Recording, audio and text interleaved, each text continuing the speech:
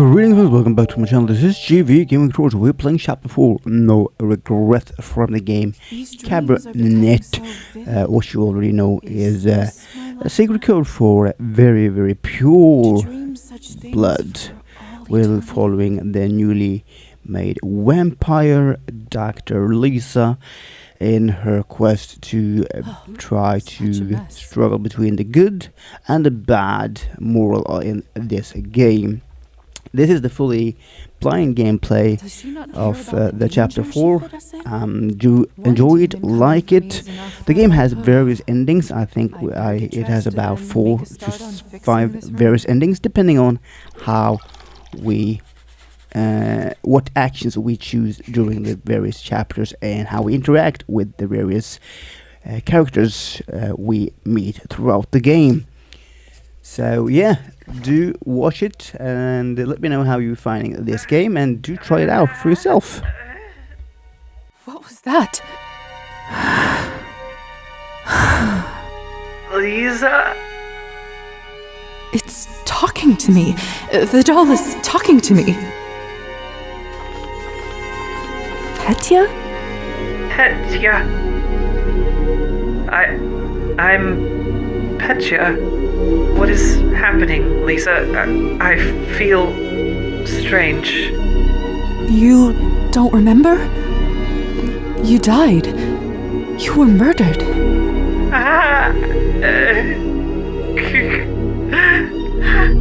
But how can that be? I'm here now, talking to you. And why are you so tall all of a sudden? You're inside Matilda now, the doll you made. How is that possible? There was a ritual. Lisa, she wanted to bring you back to life. She took an object that was dear to you to work as a conduit. My doll? Yes. She had so little time to find something. It was Kupala last night. What? But that means I've missed so much time. How are you feeling, Petya?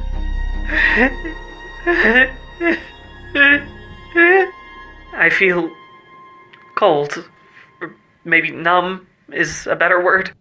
You do, however, seem strangely calm, given what you're seeing, and how I apparently came back into being. To tell the truth, I saw your body drained by one of us. You see, Petya, I'm a vampire. A vampire? Yes, just like from the old legends. And Elisa? Is one as well. In fact, most of the people you saw on the day you died were vampires. I guess I shouldn't be too shocked, given my current situation. Liza, are you up yet? I have a task for you. Who is that? The vampire that turned me. Sorry, but I need to go and see what he needs. Wait, before you go, can you please put me on your shelf? It's a little unnerving being down here. Much better. I can actually see now. Thank you. Do you think you'll be okay alone while I'm gone? Might be for the best, honestly. I think I need some quiet time to take in all you've said. Do you mind not telling anyone about my resurrection just yet? Even Elisa? Especially her. I see. Of course, it will be our secret for now.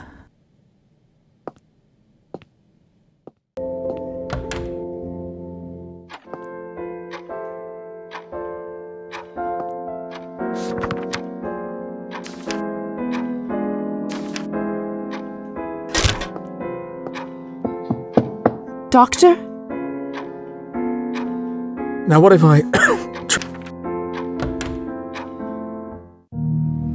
Dr. Volkov? I've never known the doctor to keep his office so dark. Doctor? Dr. Volkov? Is everything all right? Please lower that. I'm fine, my dear. Don't worry about me. If you say so. I do. Now, please, just listen to me. I need some blood samples. But not just any samples, only the highest quality will do. Go to this address. This is the town's literary salon. Can the samples only come from there? Of course. Are you questioning me? Who's the doctor with decades of experience? I've never seen the doctor like this. What's happening to him? Look, it'll be good for you to see this place for yourself. To see the vital work that is carried out there for our kind. The samples should be stored in the back room. I'll leave right away. Good. I knew I could count on you. Now hurry, please.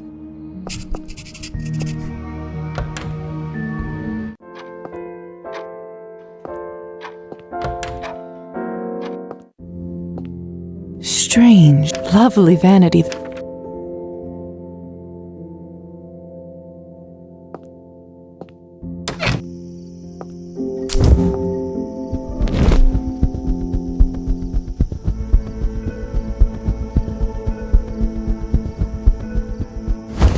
How odd that the doctor would send me here.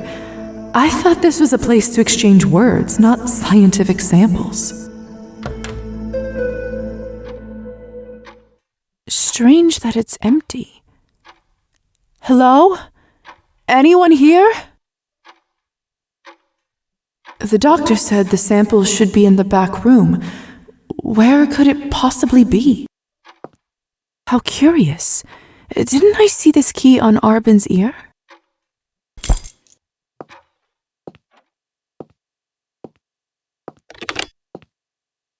Arbin has an excellent selection, doesn't she? Wait a second. Is this a keyhole on the back side of the cabinet? Ah, the key fits. I can see what's behind the cabinet now. Let's see.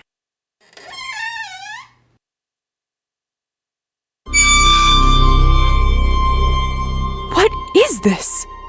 Liza? What are you doing back here? Arbin? Is that you? Of course it is. It's my salon, isn't it? Could have fooled me. Sure looks like a haunted house right now. The doctor sent me for samples, but I didn't expect this here. Or of you. Oh, poor dear. I see now. No wonder your face looks well beyond death. When was the last time you drank? Here, have some of this. There. Feel a little better? As well as can be in the situation. Look, everything isn't as bad as it seems. I'm actually quite surprised that dear doctor didn't better inform you beforehand. No matter now. Take a look around. I'll answer any questions you may have.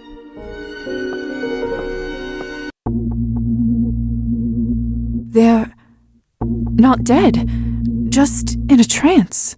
That's what I've been trying to tell you, lovely. So, who are these people? Revolutionaries. The people's champions, according to them. Oof. They want to bring change to this country? There's no changing it, only slapping a fresh bandage on an infected wound. But so long as they continue to supply me with their hot blood, then who am I to question their goals? So, are they all right? Perfectly fine. As they're not too keen on watching the process, we've agreed to use chloroform. Of course, I actually put them into a trance, whispering sweet words in their ears. They're probably dreaming of a new world, one filled with equality and peace among men. I do admire their passion, but mortals always think of the short-term goal. Some quick snap of the fingers that brings about cataclysmic change. Then they die, and don't live long enough to see how little really changes, and so the cycle repeats. So,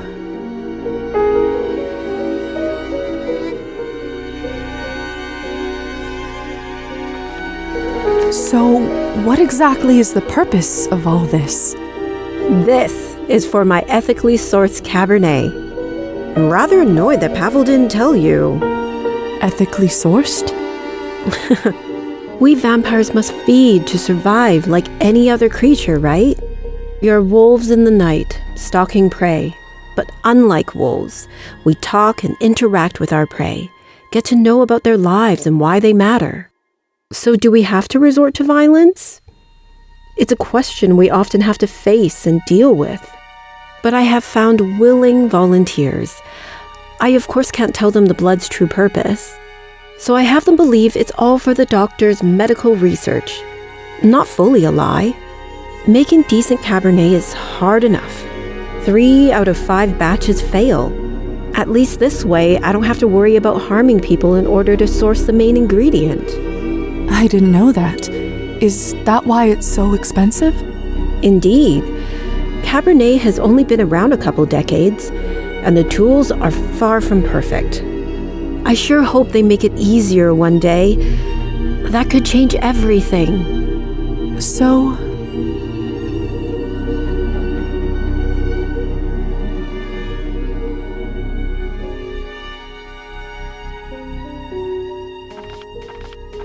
Hold on a second. I need to see to this. They're about to wake up. Stay and get to know them. Understand why I do what I do. All right. Actually, can you do me a favor and bandage their arms while I wake them? Of course. Textbook capillary bleeding. Shouldn't be hard. Great job. Thanks. It's hard to do both at the same time. 大家起身啦，夠鐘啦。朋友，而家係起身嘅時候啦。Arben? Is it over already? Yes, Yvonne. You've done well. All that came from us? No wonder I feel exhausted. Don't worry, Gosha. You're both young. You'll soon replenish your stock. It's always strange to hear you call our blood that. It's so clinical. Oh, Arben, who is this? This better be a friend. So jumpy. Please relax. Liza's here on an errand for the doctor. Ah, here to collect our fluids. Pleasure to meet you. I'm sure the doctor is thankful for your donations. I can vouch for how diligent he is in his research. Tell me, does the good doctor find our blood to be of a lower quality than that of the elite he so often tends to treat? Now, Ivan, let's not scare her off before we give her a proper introduction. Well, now that introductions are out of the way, I must thank you for your contribution and wish you good luck. I have to get this new batch of medical samples prepared now. Of course, Arben. We'll see you when it's our turn again. Come on then, Gosha. I could use a stiff drink after all this. We should recover our strength. It was nice to meet you, Liza. If you ever fancy a chat over a bottle of vodka rather than a bucket of blood, we frequent the bar at the end of the street. Why doesn't your group meet up here? No offence, Arben, but the prices there fit our budget better. None taken. We have some urgent duties to fulfill in the upcoming weeks, but we do have plans to meet there soon. If you'd like to hear more. Hope to see you then.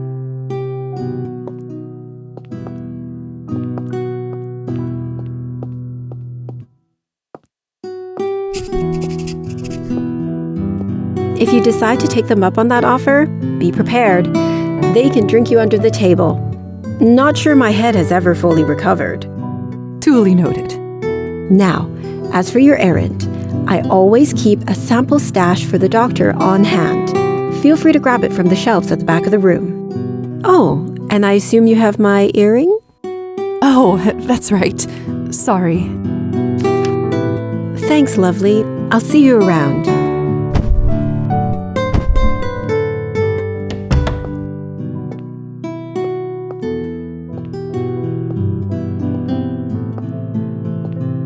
Found it. Good Lord. It looks appetizing.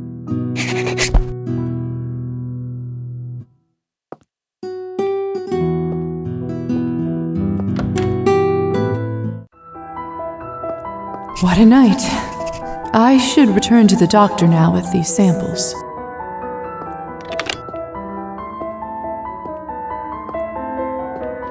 I don't think this clock is working, but it doesn't seem like anybody here cares.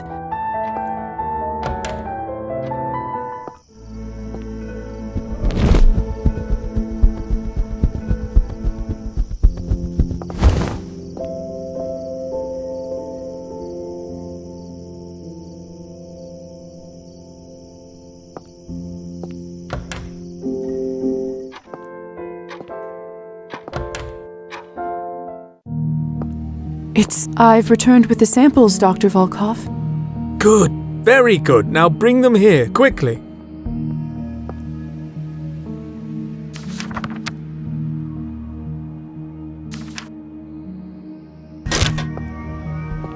Here it is.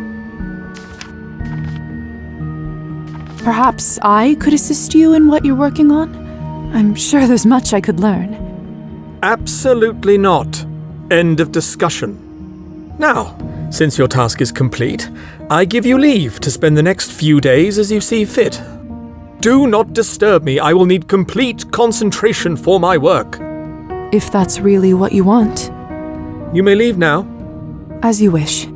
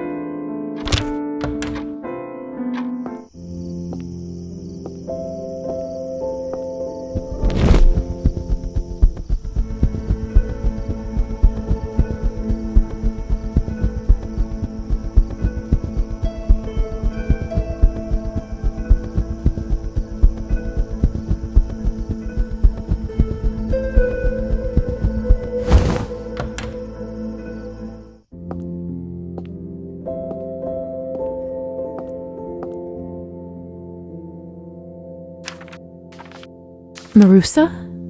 Liza! It's good to see you again. Is that the shooting party? Are you a fan of Chekhov? Didn't expect you to know anything about literature. Glad to surprise you. I've studied some of his plays, but reading plays isn't the same as watching them. It made me a bit sad. So, I thought I'd read some of his fiction instead. Isn't the shooting party a little, crass? Why? Because it's about murder? I may as well find horrors within the pages, rather than out on the streets. At least this is fiction. I suppose you have a point. It's quite late. I'm surprised you're here at this hour by yourself. Don't have much choice if I want to continue my studies. And I have permission to read off the shelves. So you like to read? As much as I can and as often as I can. Which isn't very much with all the work in the fields. I've always loved reading, even as a child. When I wasn't studying, I read whatever I could pick up. I found that books could transport me to a different world, or a different time, and for a brief moment, I wasn't Liza. I was a princess or hero or a dashing pirate. So you get it.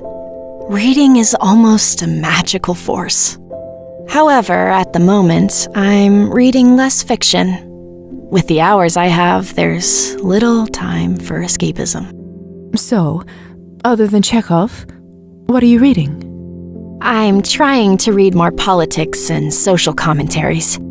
It feels like the world is already on a huge course of change, and if I don't prepare, I might blink and be left even further behind. I see.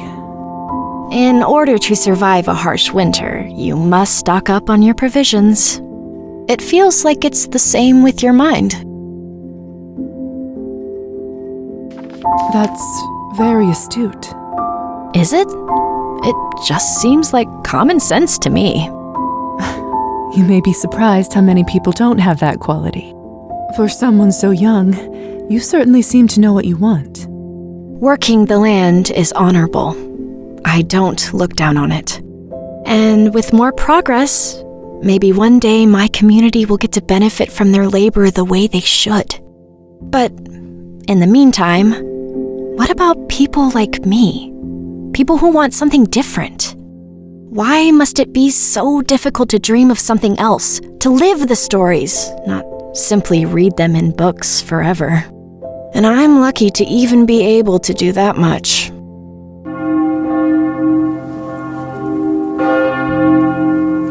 Ah, is that the time already? It's later than I thought. Is something wrong? I just need to get home. We have to be up before dawn tomorrow to tend the fields. I'm planning on picking some mushrooms one of these evenings. Would you care to join me? Why me? It's a chore I can complete quicker with an extra pair of hands. And you're a woman who's managed to achieve her dream. I'd like to know more about how you did it.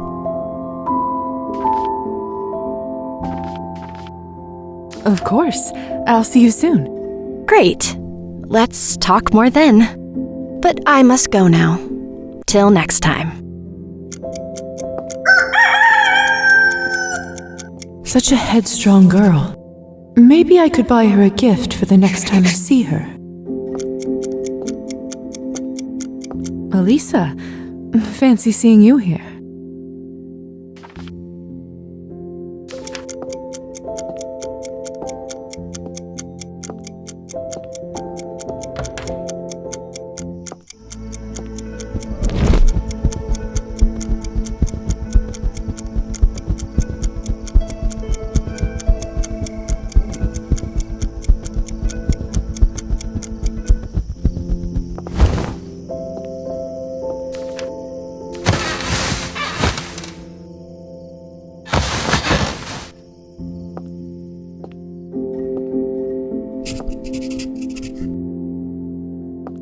Liza, I was wondering if I could ask a favor of you. Of course. I'd be happy to. Oh, thank you. I know I asked you to put me up here in the first place, but I was hoping you might lift me down onto that vanity. I would climb down myself, but if I were to fall and Matilda were to break... Best not to think about it, if you would be so kind.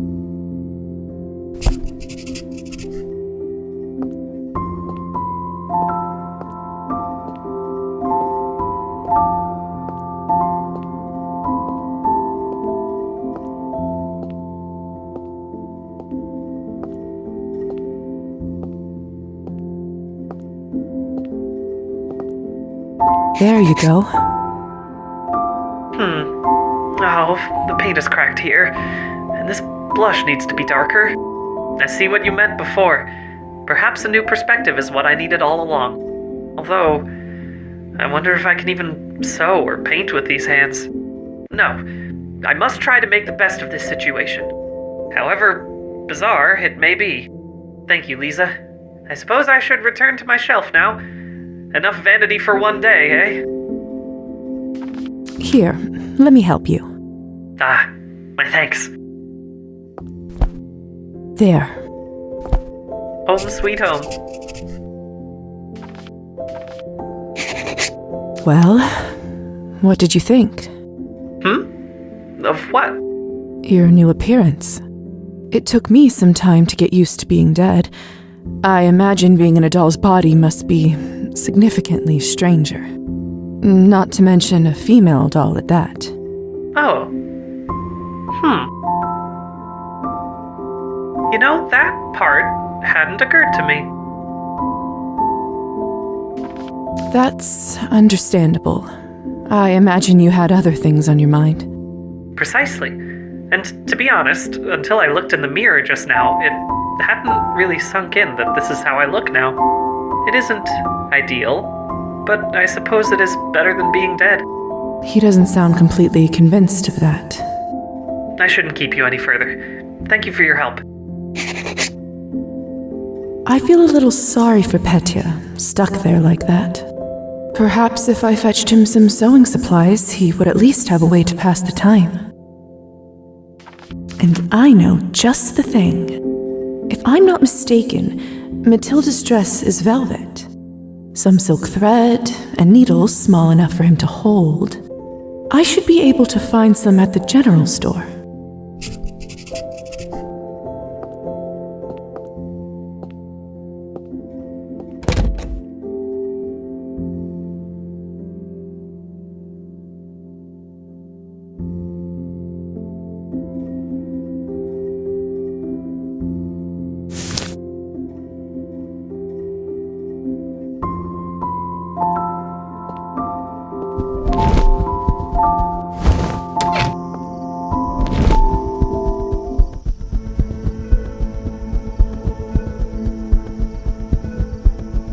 Oh!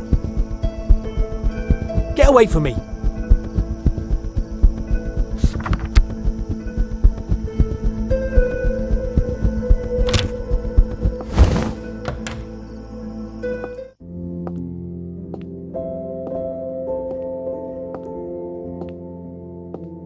Liza, fancy seeing you.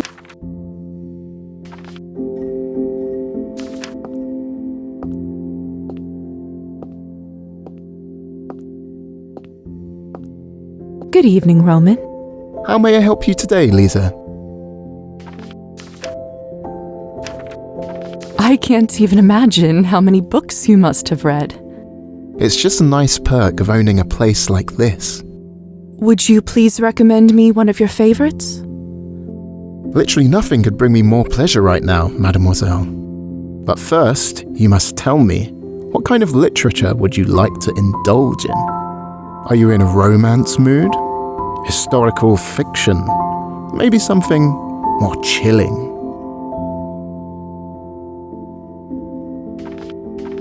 I do enjoy a book that makes me think. Perhaps something to exercise my mind would be the best match right now. Say no more. I know just the perfect book. It's rather old, but good foreign literature is such a rare find in this country. It's my dream to make it more accessible and help educate our people a little. I must say, aren't we lucky that someone like you works in this town? Sadly, it's not a very common sentiment, but clients like you make it all worth it. Liza, please accept it free of charge as a token of my deep appreciation. That's so generous of you, Roman. However, it comes with one condition. Oh? You must come here again when you finish and share your opinion. I'm dying to know your thoughts on it. Why, of course. I will get on it immediately. Splendid. I'll be waiting for it with great impatience. Always a pleasure.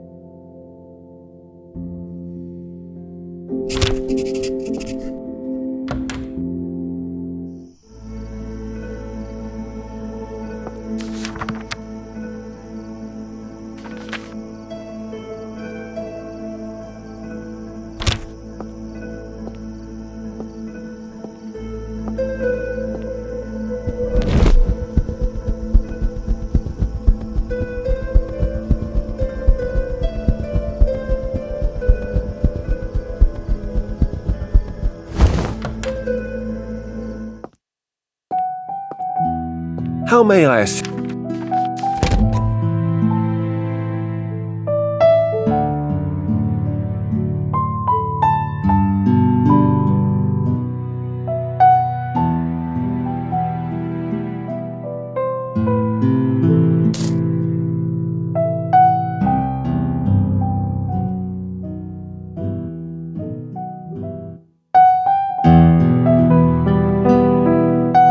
enjoy?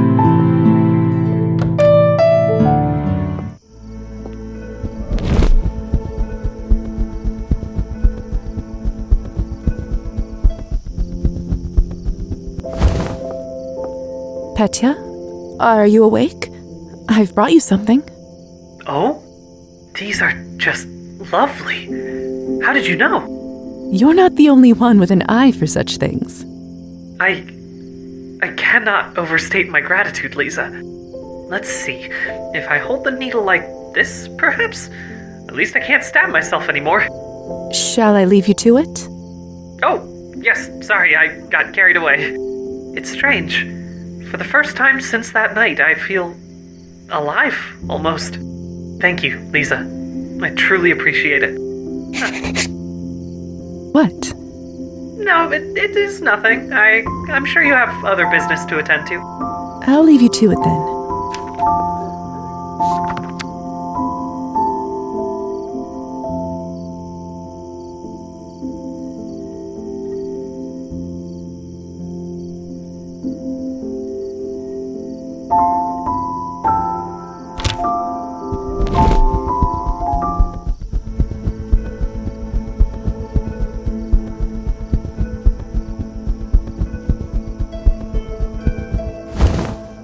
Hello there.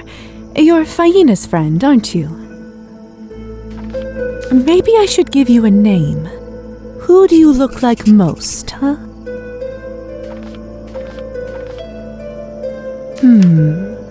I think Augustus suits you rather well. You like that, don't you? In that case, pleased to make your acquaintance, Augustus. You're a pretty one, aren't you, Augustus? Oh, what a sweetheart.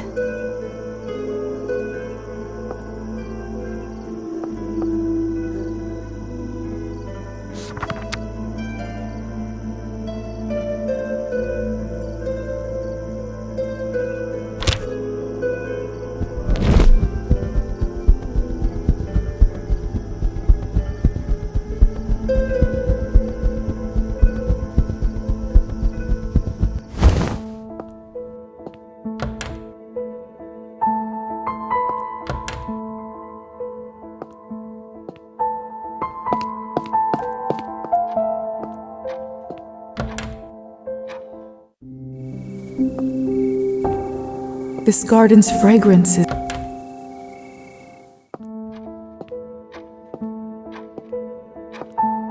Evening, Liza.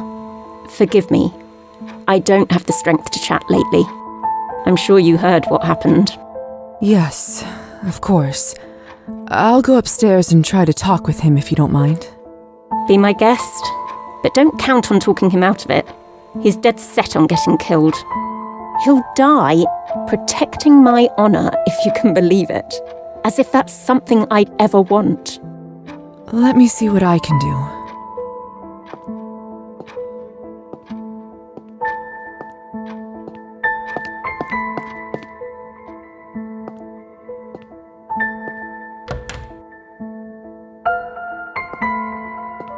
There you are. So, how are you holding up? Just fine. Thank you for asking.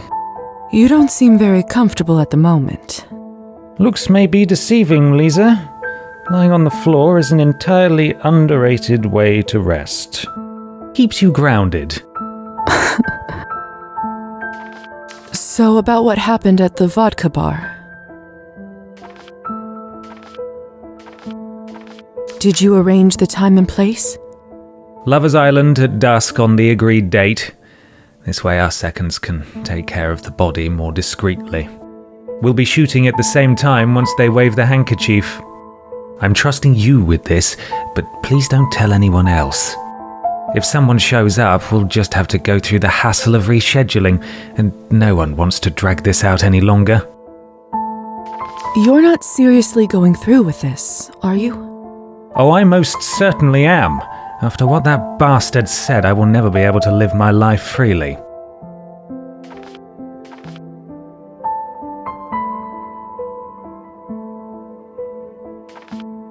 You must realize that the whole concept of duels is ridiculous.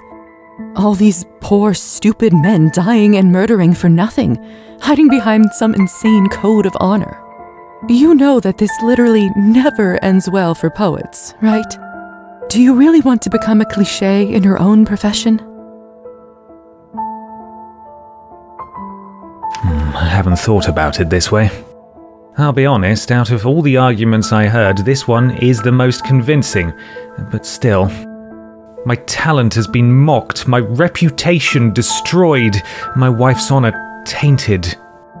I'm afraid I don't see any other way.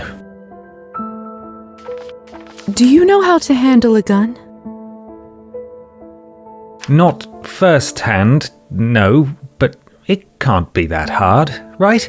You just point at the target and press the trigger. Oh dear. You should at least spend some time practicing. You're right. Maybe my second can give me some tips. I've seen him do some impressive target shooting, and that's after several bottles of vodka. How lovely. Well, seems like your mind is set. I wish you luck, Evgeny. Thank you. Now, if you don't mind, I'd like to spend some time with my thoughts. Certainly. If I get there in time, I bet there's something I can do to impact the result. Could be tricky with the simultaneous shots, though. Wish I could be at two places at once. Perhaps I haven't done all the convincing I could do yet.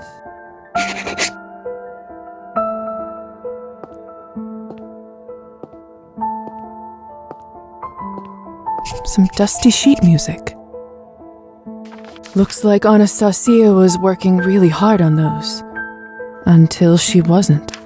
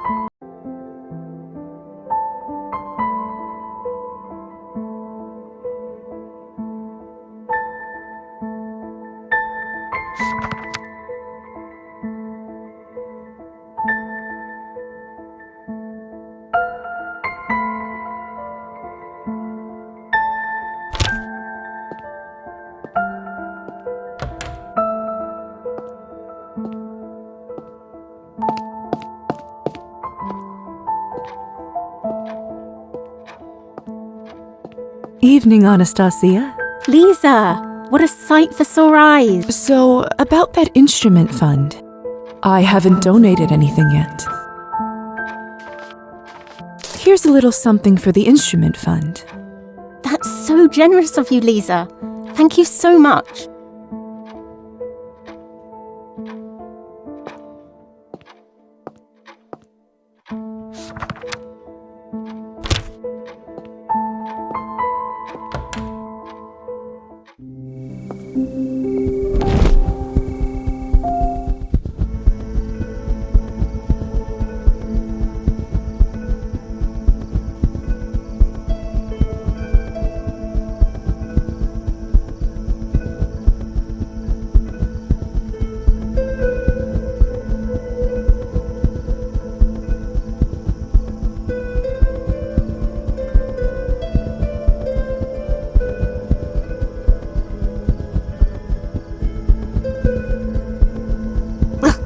What is this?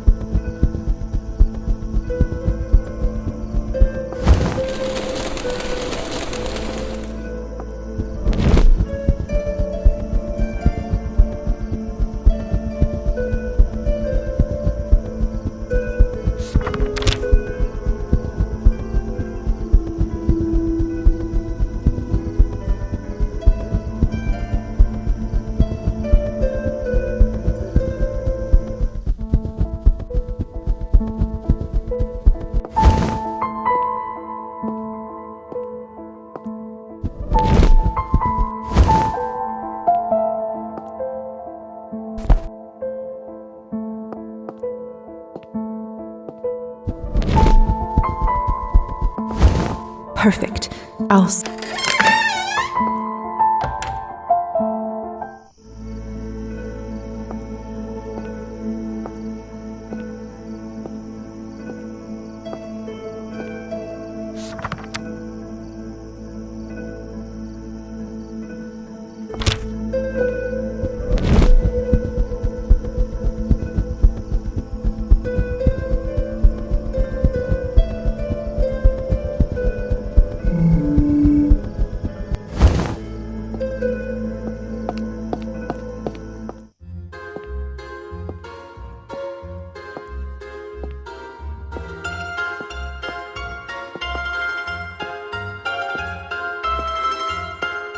Booze here smells just like...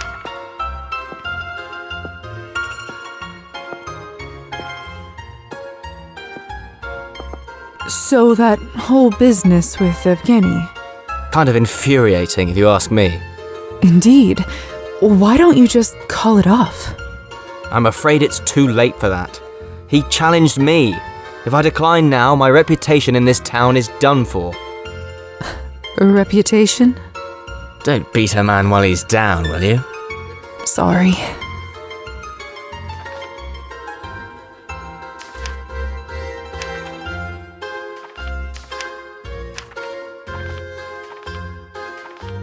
Adieu. Booze here smells... You have to...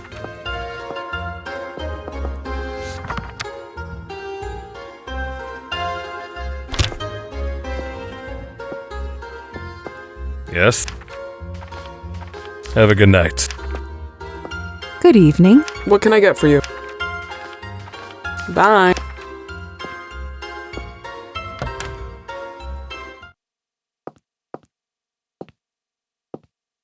What I'd give to see what's in that safe. But Kirill is too smart to leave the combination out for anyone to find.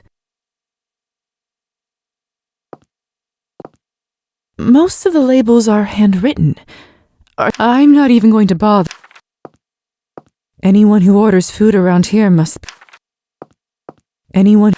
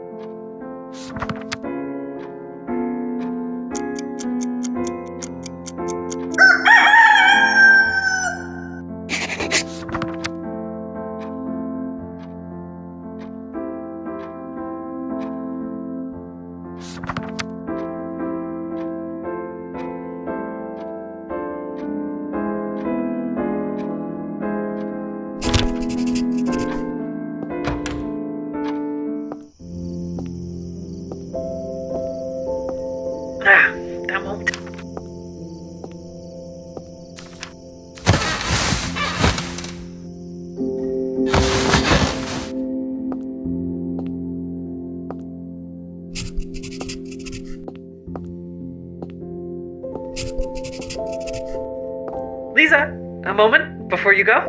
What is it, Petya? Behold! What? It's for you, to thank you for bringing me these supplies. Style is very important, you know. One must wear the right outfit for the occasion. What occasion are we talking about? Well, any, really. How you dress doesn't just affect how others view you. It can affect your own feelings toward yourself. Your knowledge, your confidence, your charm, all of these can be improved with the right outfit. Really?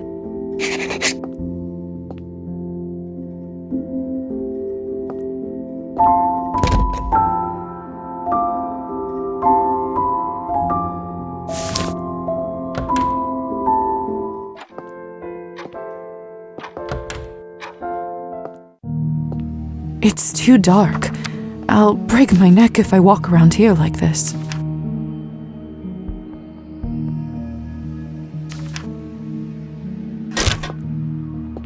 Good evening.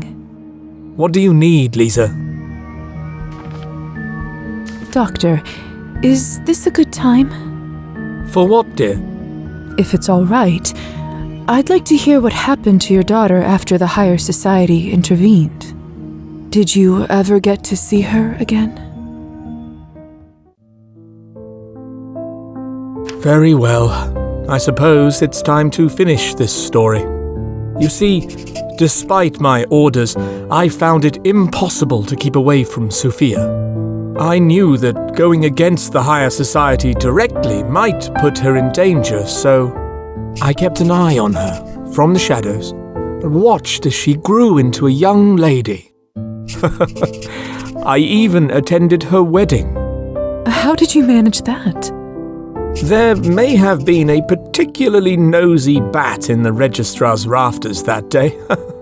She was so beautiful, so happy.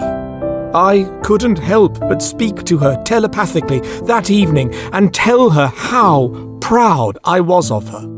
She thought it was a sign of approval from the heavens, that I was sending a message to her from beyond the grave. In a sense, she wasn't wrong. Over the years, I followed her around while treating patients as a traveling doctor.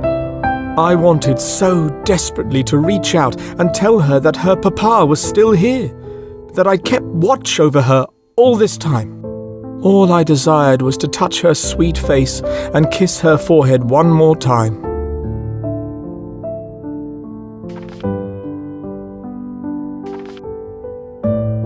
You were a wonderful father to her. I'm not so sure myself, but thank you, dear. It means a lot. She was my child, my only one. Did you ever get to reunite?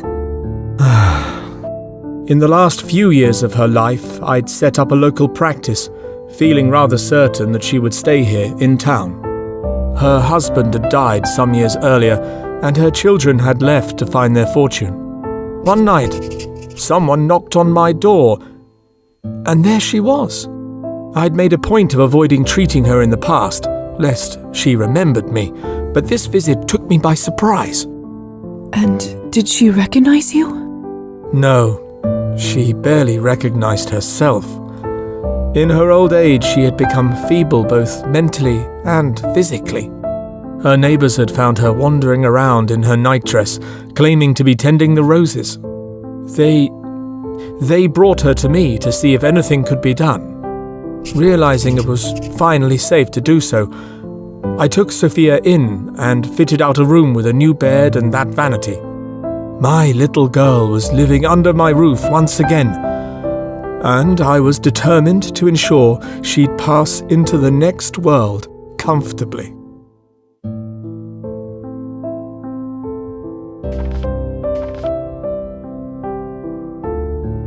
It must have been so difficult to see her like that. Of course it was. But it was also a blessing that allowed me to spend her final moments together again. Over the next few years, I kept Sophia alive and well. I fed her, bathed her, clothed her, and comforted her at night when she awoke from a nightmare.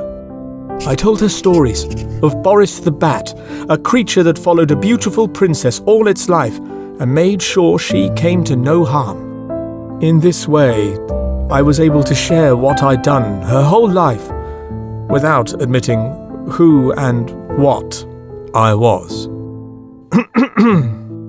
On her last night of life, I made sure to brush her hair with extra care and place a soft blanket over her when she was under the sheets.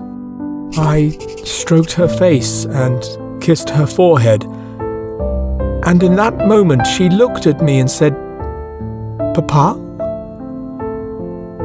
And then she slipped into her eternal slumber. I like to think she knew, at the very end, that her papa was still there, keeping her safe, that he never left her, and that he would always carry her in his stilled heart. And so, that is why I have a vanity in that room, Liza. I couldn't bring myself to change it after she left. I hope you don't mind.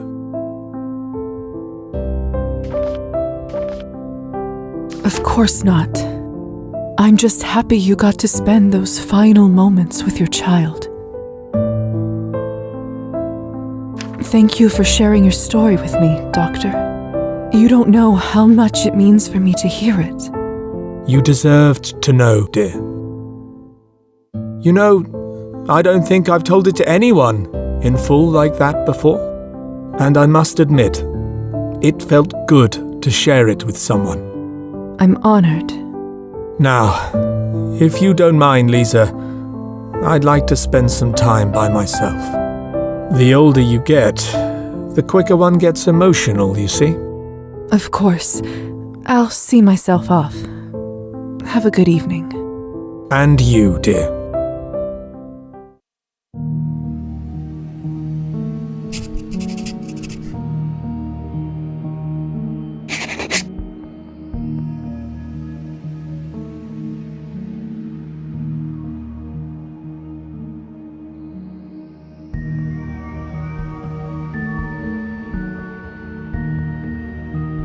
And me.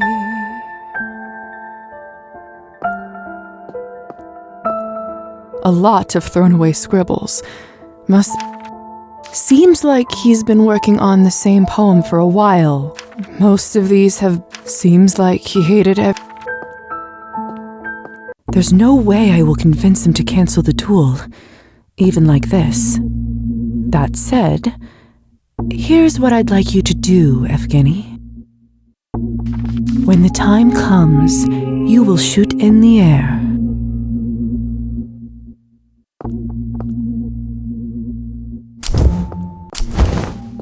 A lot of thrown away.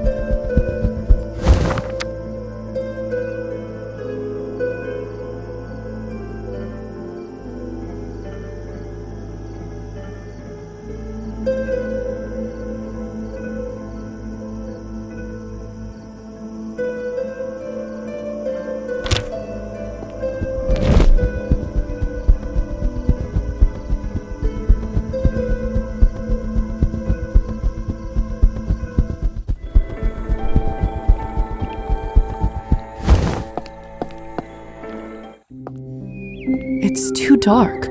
I don't want to stumble on a branch and break my neck.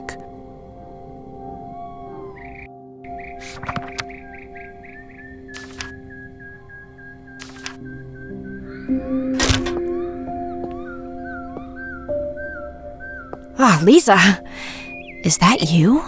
Gosh, you look pale. Are you eating well? Maybe you need these mushrooms more than I do. Hello to you too. Yes, good evening. What I get for expressing concern. Are you ready to find some mushrooms? Indeed. I want my basket to be full by the end of the night.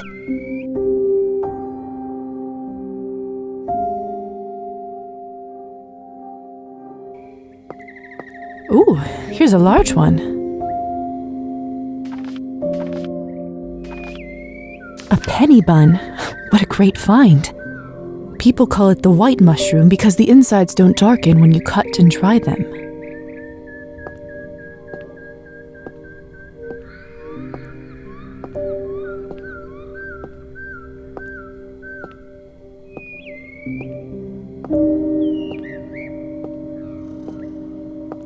What should I do with this one?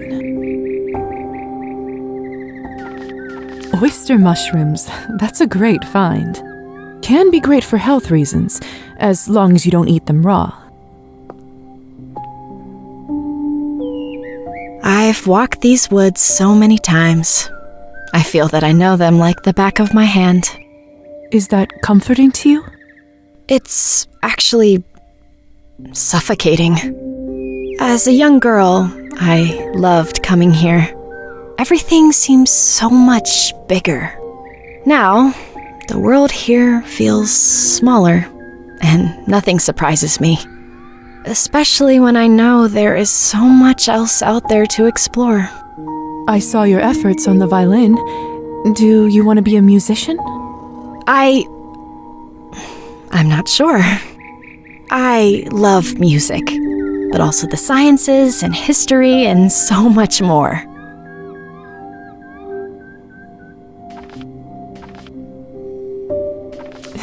Do you always get so philosophical when foraging? This is nothing. You should have seen me when I once ate the wrong mushroom. A tough lesson was learned that day.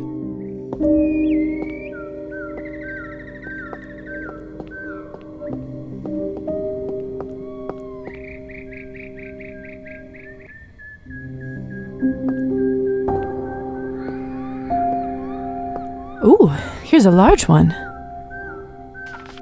A penny bun. What do people call it? Is something wrong? I just saw a vision of myself doing this in 30 years' time. The same patch of forest, the same mushrooms in my basket.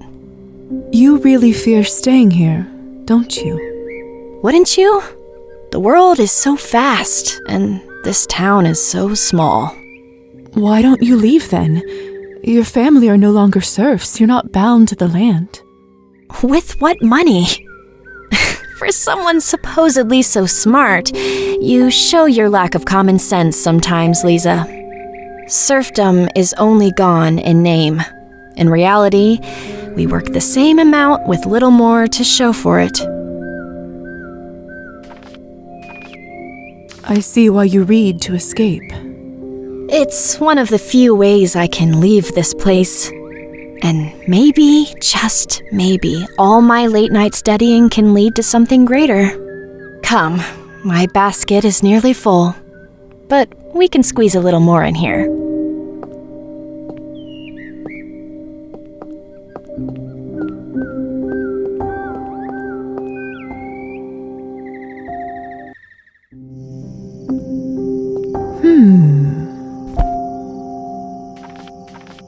Honey fungus. Oh, I used to love them as a child. Those guys always grow in a group and look so cute together.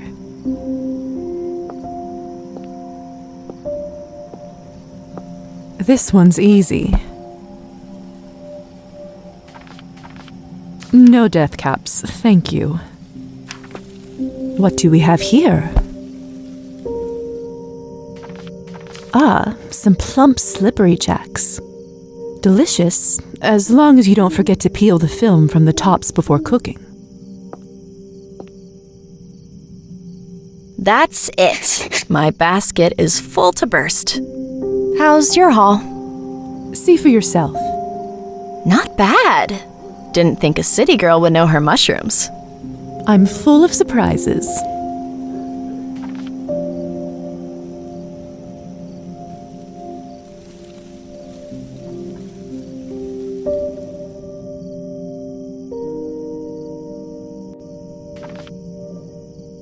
I may not be able to eat them, but I'm sure I can get a little money for those at the general store.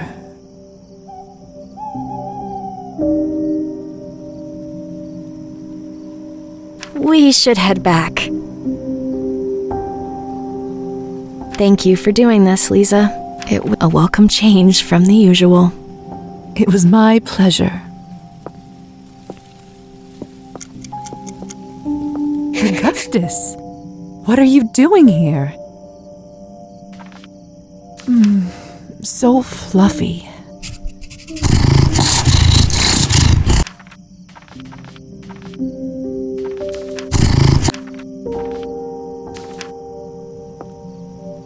This one's easy. No death caps.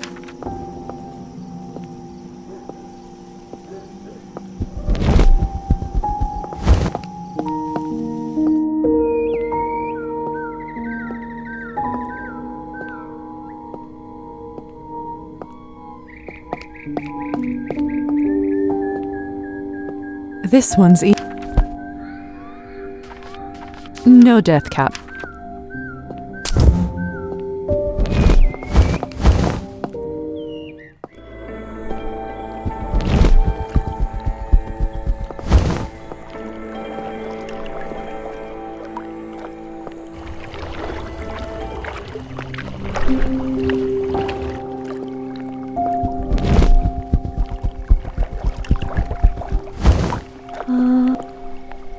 Hello again. The little bat returns. Hunting well?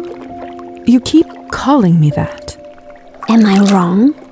Well, no, but... How do you know what I am? Your kind has a certain smell. Stagnant blood. If my kind are bats, then what does that make you? Names. Rysalka will define. Of what shall we speak then?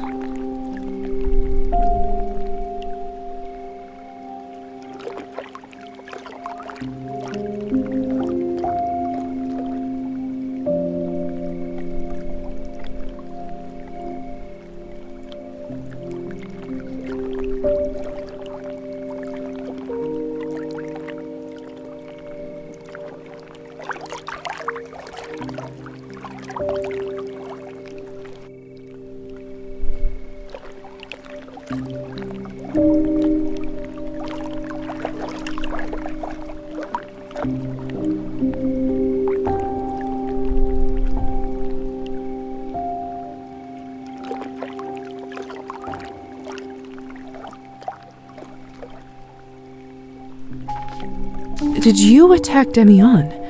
On Kupala night, he went swimming in the lake. Those odd marks on his leg must have been from your nails. A rabbit fool enough to run in an open field should expect the talons of a hawk. In that case, you must have gone hungry that night.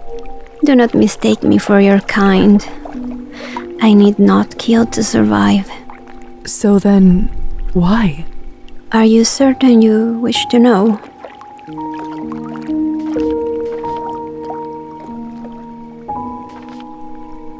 I wouldn't have asked otherwise. Then perhaps, yes. Listen well then, little bat. There was once a girl who loved a kind-faced young man from a wealthy family. Though they were yet to be wed, She would meet him as he bathed. So deeply entranced was she. Faithfully she came to him each night, and he would take her across the lake where none would find them, waiting for the day he would offer her his hand. And she waited,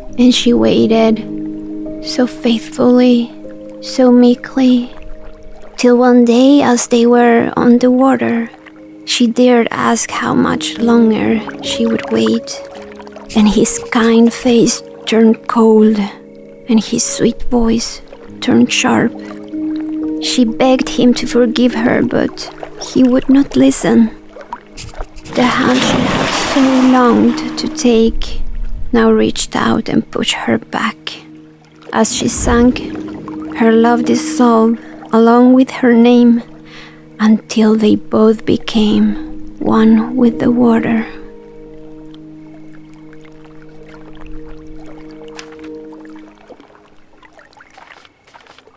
So, when you attack young men... The boy of whom I speak has yet to be fool enough to return to the water, but many have taken his place. Now listen closely, little bat. Though I am fettered, you yet fly free. Thus I charge you, bring me what I could not take, his life and his hand. Claim the former and bring me the latter, and you will be handsomely rewarded. What's his name? The water has dissolved all names. Do you remember anything I can use to find him? His height, hair color? As my last act, I mark his hand as mine, as I'd so longed to do. You shall know him from that. Here, may it strike true.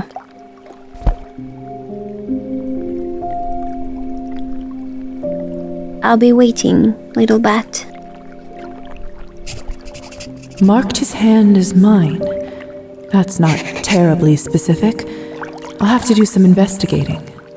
As for potential suspects, Trophime certainly doesn't come from wealth, and I've seen the doctor's hands often enough to rule them both out. Best not approach any of the men in town until I know a bit more. Maybe Arbin will have some ideas. She's privy enough to the town's happenings. I should try speaking with her first.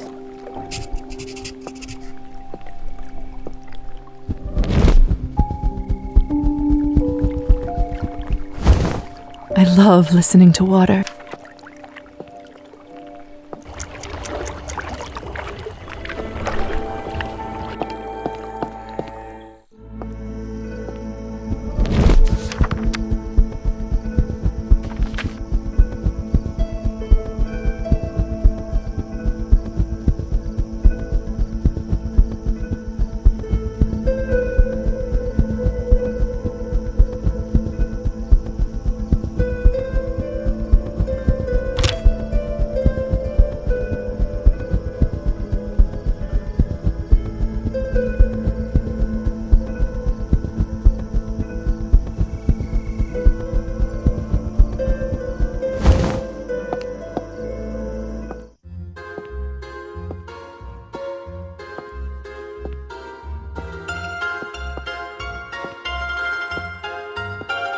Booze here smells just...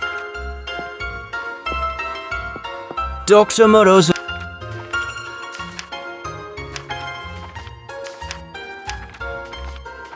Adieu.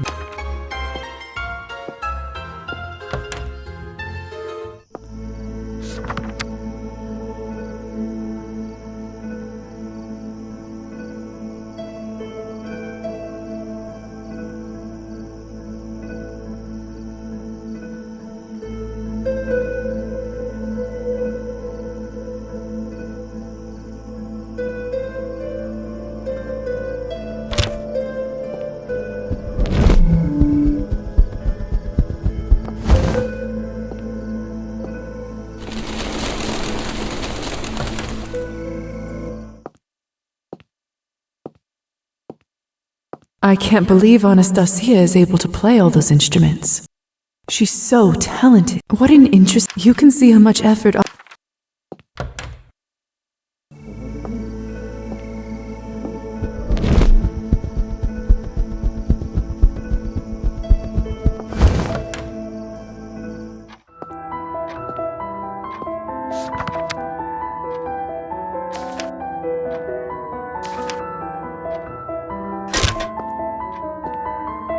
Liza, hope you're well.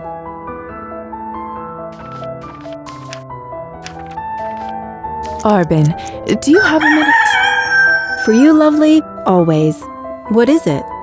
I'm investigating something that happened in this town some time ago.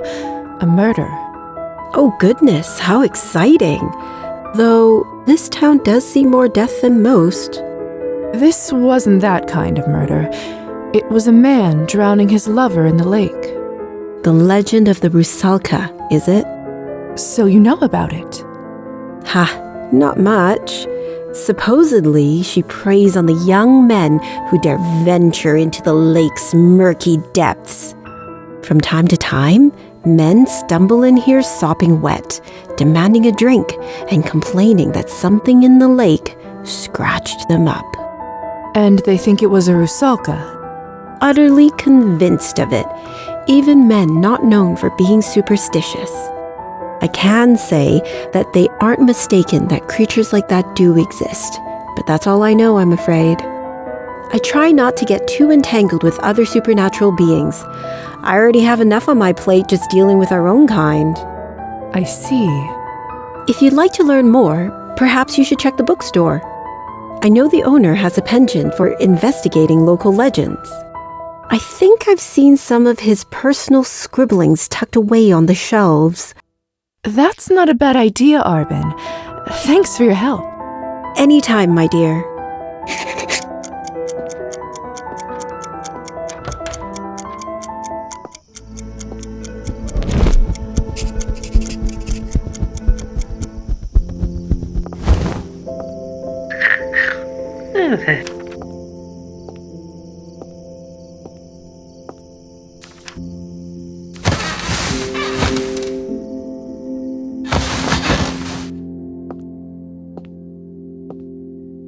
Today is the day of Evgeny's duel.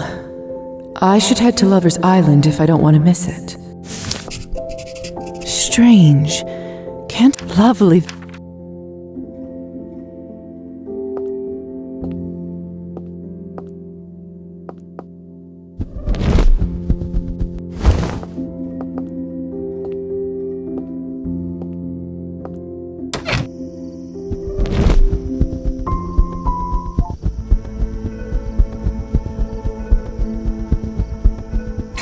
Away now.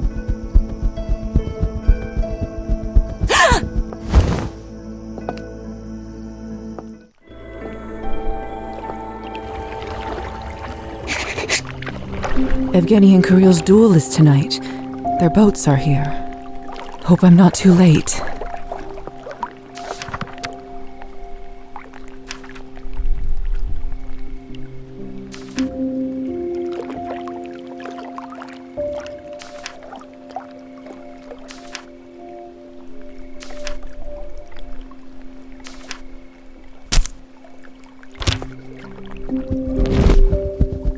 Perfect timing.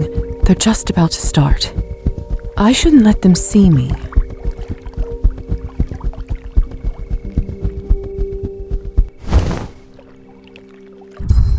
It's time, gentlemen.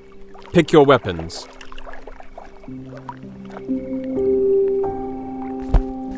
On your marks. When this handkerchief reaches the ground, you will shoot.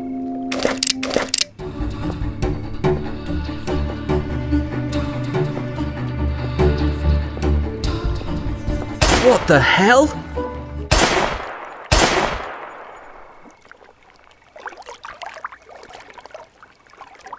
Well, it appears that both participants chose to forfeit.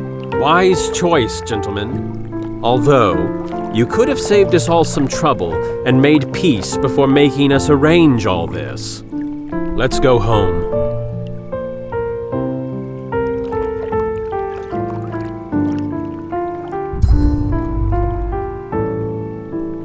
All's well that ends well, right?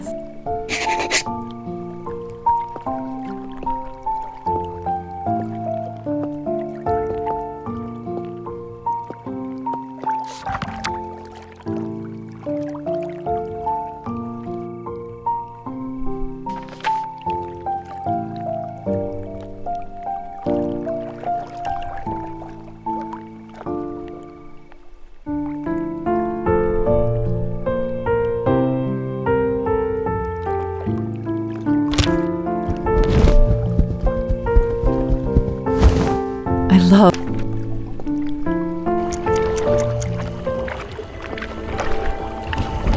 the smell. The smell.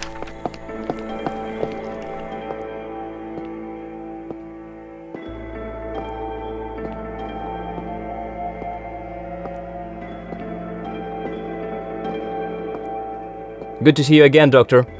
Still owe you big for saving me the other night. Without you, I'd have been a gunner. Just doing my job, Demian. I trust you've been well since? Better than well. My adventure at the lake has made me quite popular around these parts. The villagers can't get enough of my tale. The ladies love to see the scar too. All worked out just fine, really. I see. Well, make sure you still take it easy with that injury. Oh, you don't have to worry about that. I've been making it a habit to stay out of the fields, even before my little mishap. Life's too short for that drudgery. My talents are far better suited for entertaining the local maidens. If you say so.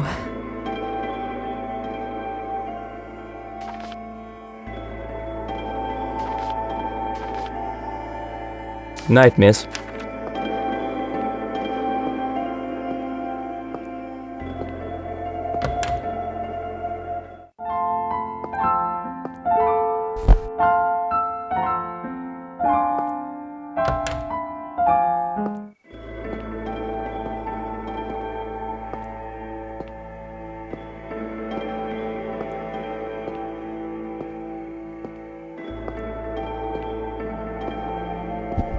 Fly away now.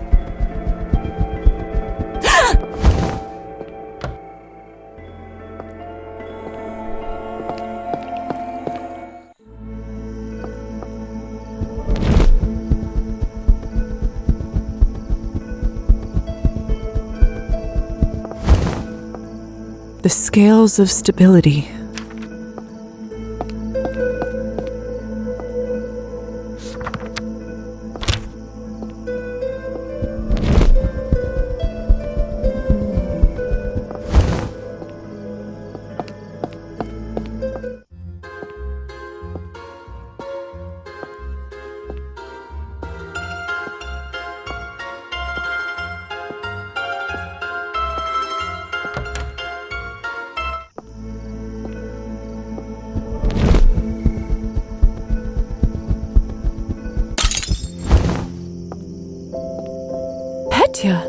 Oh, Liza, you're back. Thank goodness. Although I'm rather embarrassed to have you see me in such a state. Are you hurt? Not exactly. It isn't painful, but I fear my legs are shattered. Serves me right for using porcelain instead of wood. If you wouldn't mind. Here you go. It could be worse.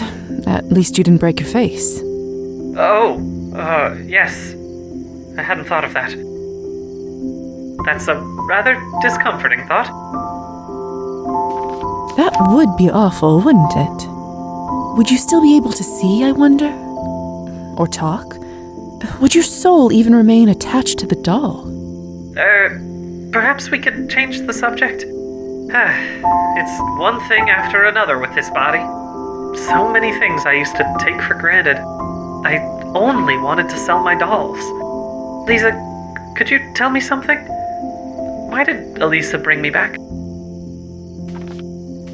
It's because she likes you.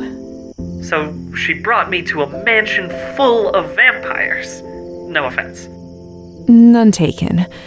I don't think she intended for you to die. That was an accident.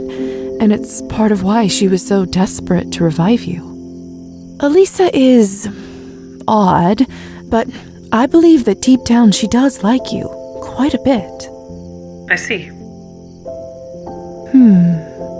What is it? Well, I was wondering, if Matilda had suffered such an injury before now, what would you have done? Well, I suppose I would have cast new legs. I kept the original molds after all. And where might those molds be now? I'm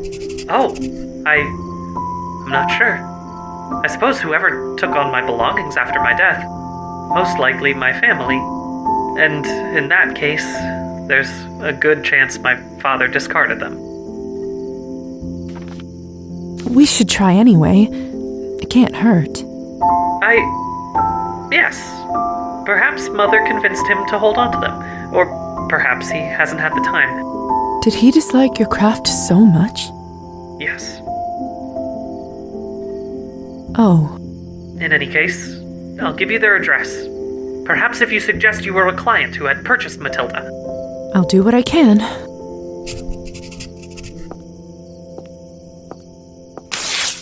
Let's see. Well, first, to whom should I address it?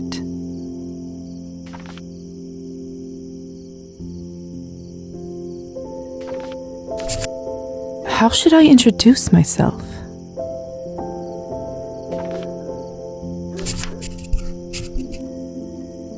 I should offer my condolences here.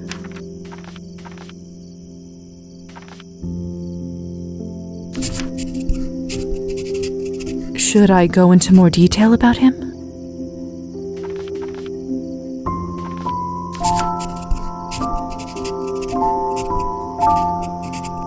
Now, about the doll.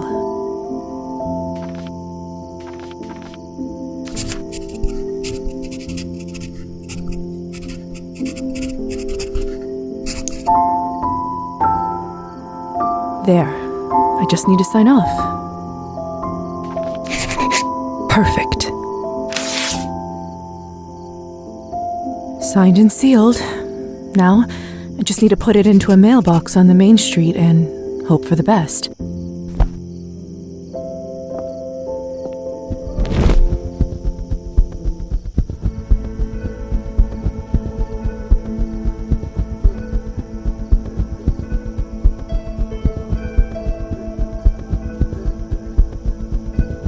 What is this?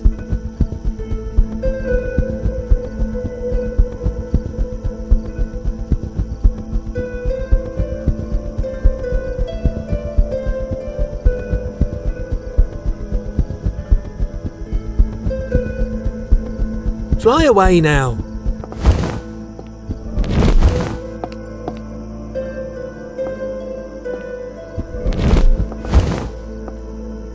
The community board.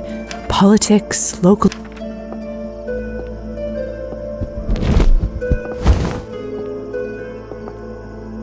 Letter to Petya's parents sent, and now we wait.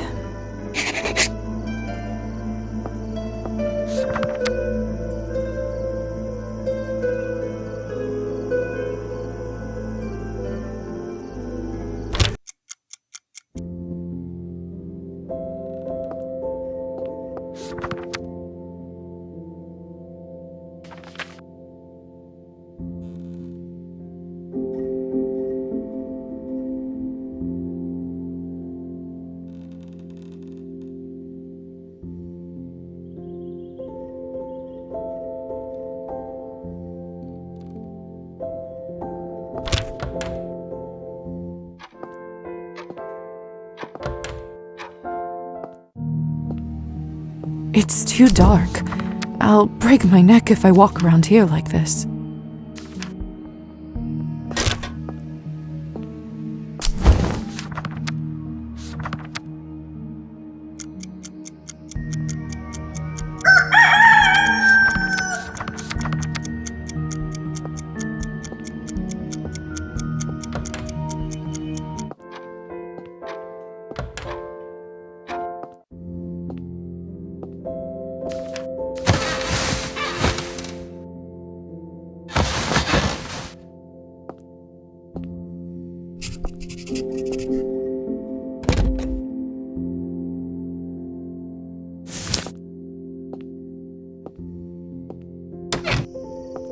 should check out the...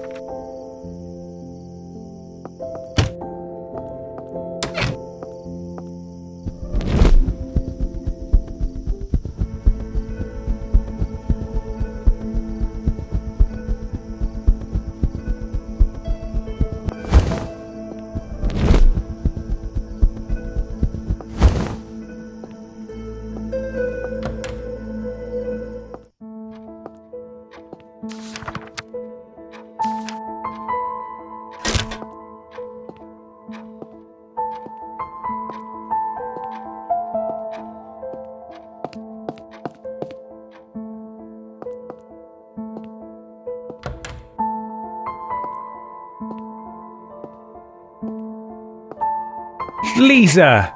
Am I happy to see you? Huh, you're awfully chipper. I am indeed. And why shouldn't I be? I was worried for you, you know. I thought I wouldn't get to see you again. I know. And thank you for trying to convince me not to go through with it. The burden I could have so easily put on the people I loved if I was killed. I can't believe how selfish I was. I'm truly sorry. And even if I survived, just imagining killing another human being, how could I have ever lived with myself? I'm glad you finally understand. Better late than never, I suppose. Only if you're as lucky as I am. I can't thank the stars enough for protecting me from myself. Stars. Yeah, right. I take it the muse is treating you well? I don't want to jinx it, but I can't deny, work has been coming along rather well. Believe it or not, in the last couple of days I wrote 12 sonnets. At this tempo, I'll finish another book in no time. That's incredible. So it was true after all. The magic of your old journal did the trick? I know, in retrospect, it may sound silly, but I truly believed that the key to everything was in it. And I can't stress how grateful I am for your help. Truth is, I was stuck in one place all this time, and no journal in the world would help me get past it. When I came back from that dreadful duel, I couldn't do anything for the first couple of days. I was ashamed to look people in the eye and shut myself out completely. I slowly started to realize how horridly things could have gone and how unbelievably grateful I am to fate, and to you, Liza, for the chance at a new beginning. That sounds beautiful. I'm almost envious of your enlightenment despite the way it came. But you've struggled with writing for so long. How did you overcome it? Honestly, it came from that same grace. At first, I locked myself inside the house, hiding from everyone. Whenever I did that in the past, all I could think about was drinking. But this time, I felt moved, inspired, and the desire to write overtook me instead. I have to say, I much prefer this obsession. There isn't much else to say except that I'm so proud of you, Evgeny. I should go. I mustn't stand between you and your art. Don't be silly. I'll be looking forward to the new book. So will I.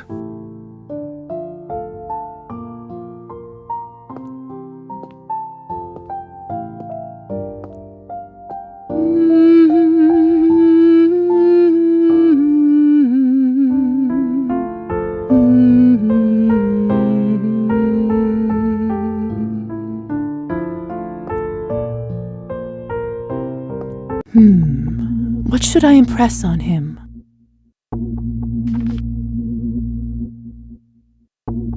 You will pull yourself together and finish the new book you're working on, no matter what.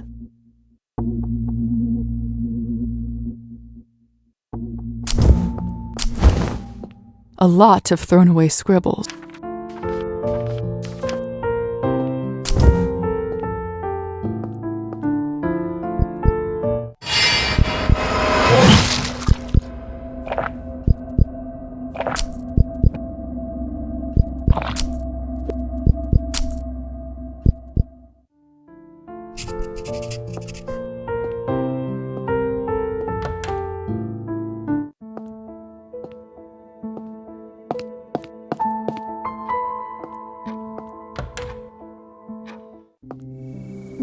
This garden's fragrance is heavenly.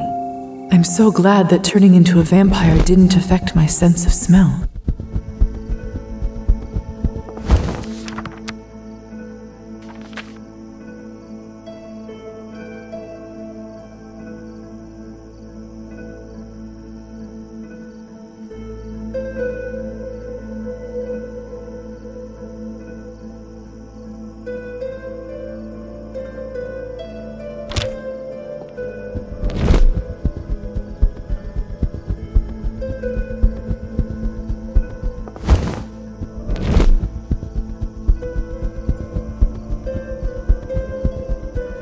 What is this?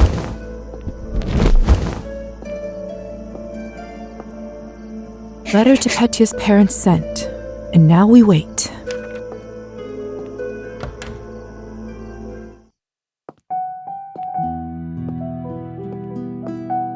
How are you doing this,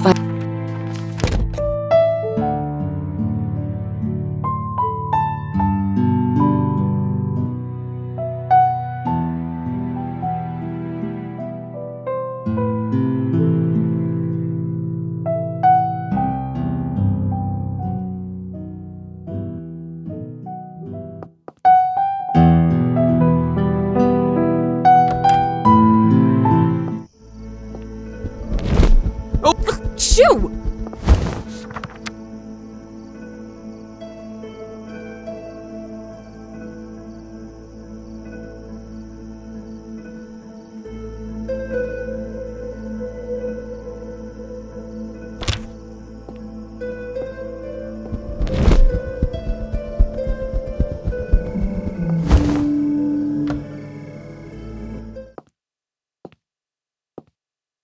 I just came by to check on our marksman.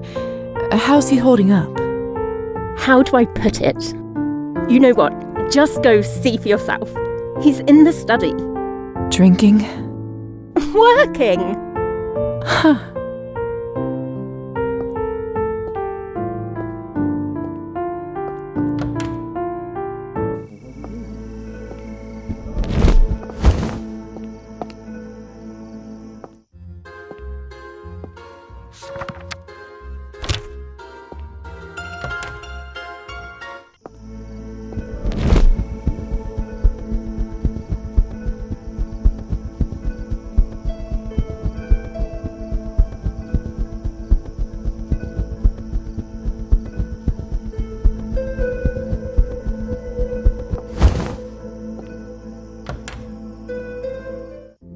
Let's see if I can find that book. No need to bother anyone else.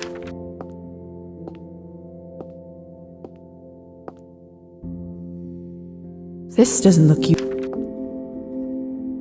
Nothing of interest here.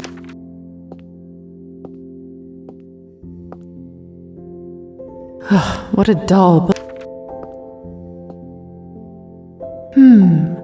A pamphlet on local legends, written by Roman himself. Could this be what Arbin was referring to? Let's see. Aha! There's a page on the Rusalka.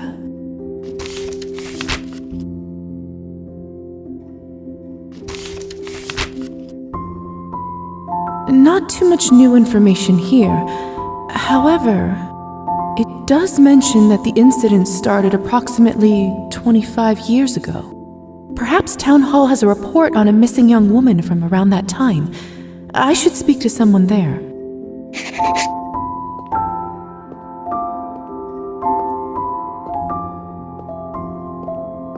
Wonderful to see you again, Miss Morozova. You too, Roman. Though I'm surprised you remember my name. Do you think yourself so easily forgotten? Or I so forgetful? Certainly not. It's just that you must see so many faces pass through here, far more interesting than my own. I would be so lucky to see a face such as yours once in a lifetime. Besides, you overestimate our little town's hunger for books. Well, the townsfolk don't know what they're missing. And what of your appetite? Pardon? Have you devoured the book I gave you? Oh, of course. Yes, I have finished it. Superb. I am beyond thrilled. What did you make of it?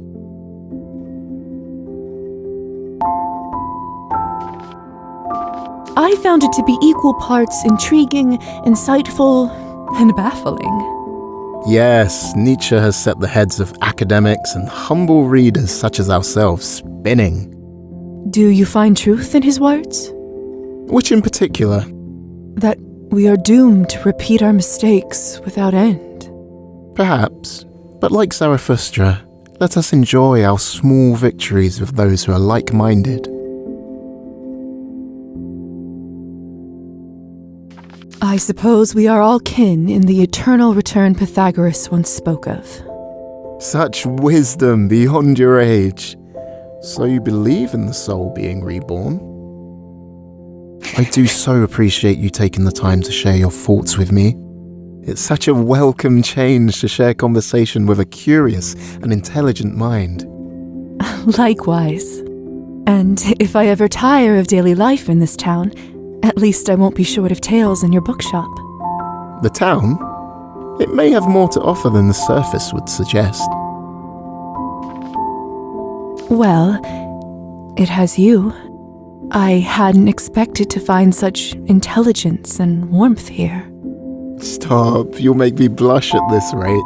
Besides, the town is now graced with your presence. You know, I would be honoured to provide a tour and share some local folklore. What a kind offer. Thank you, Roman. Though, I fear my days are somewhat packed. How about your evenings? I may be able to manage. A tour does sound like an ideal way to better learn about the town. Splendid! Then consider me your chaperone. I'll be ready when you are.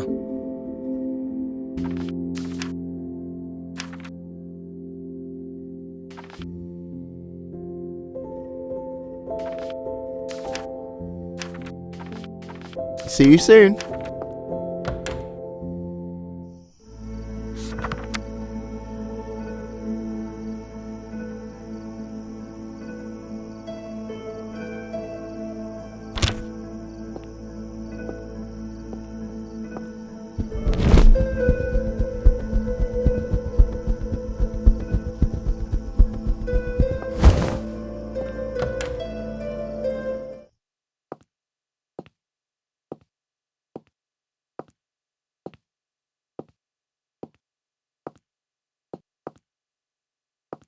Good evening. How may I help you?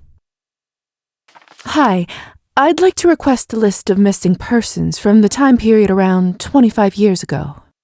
May I ask what might be the reason for such a request? I'm assisting Dr. Volkov in archiving the medical records of the previous town doctor. However, it appears that one file, that of a young female, is missing a name. Huh. Peculiar. And the only clue is a note at the end that seems to imply that she may have gone missing around that time. Might you have a report of something like that in your archives? I can certainly check for you. That long ago would now be in the public record. And while disappearances sadly tend to be more frequent nowadays, I can't imagine there were too many reports 25 years ago.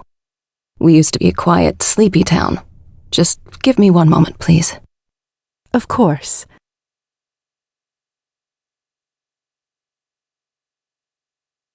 Some good news. I did manage to find one report that matched your description.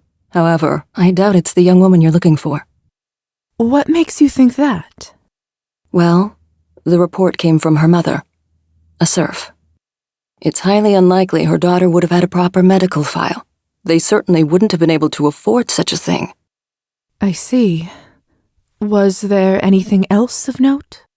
Not really. Her life as a serf in town certainly wouldn't have been ideal. So it seems the police believed she simply ran off. The case was immediately closed. How unfortunate. The name noted at the end of the report was... Uliana. Uliana. Well, apologies that I couldn't be of more help for your archiving project. Archiving project? Oh, of course. Thank you for your help anyway. My pleasure.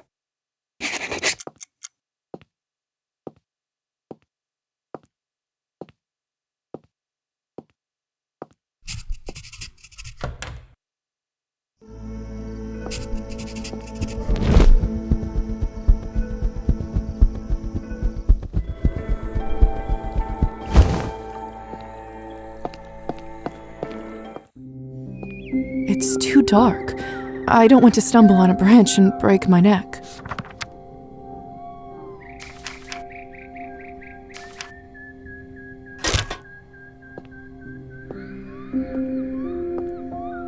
Ooh. The infamous Amanita. Everybody's warned about how dangerous those are. Let's find something that... All right. Rusula mushrooms. I like them though when...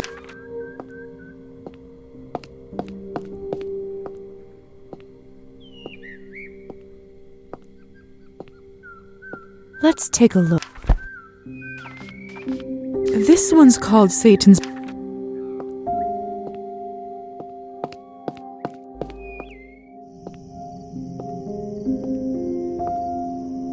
What do we have here? Ah, delicious. Ooh, so... The infamous and... Let's find some...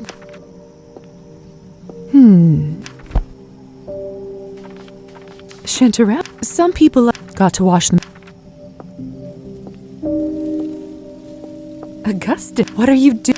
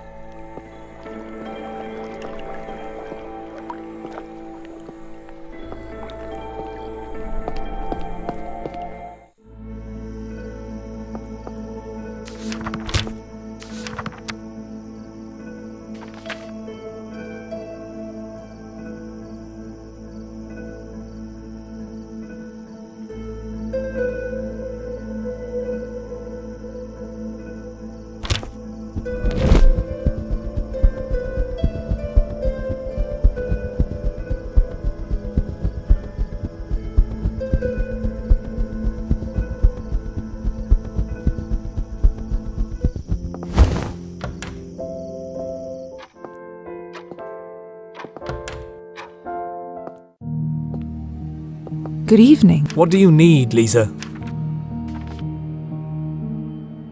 Doctor. For what, dear? If it's all right, did you... Very well. You see, I get... There, she... Over the... all... Did you? Not. She... Did...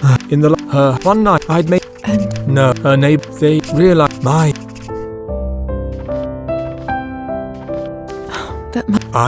few over the... I told in this... on her last... I liked it that he never... And so... Of course not. I'm... You don't... You just... You know...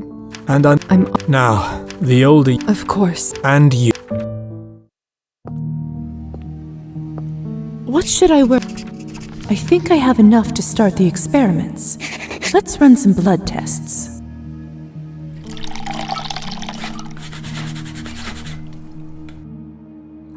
Fascinating. I think Dr. Volkov will be pleased with the results. Quickly, please. Quick. Dr. Volkov. Well...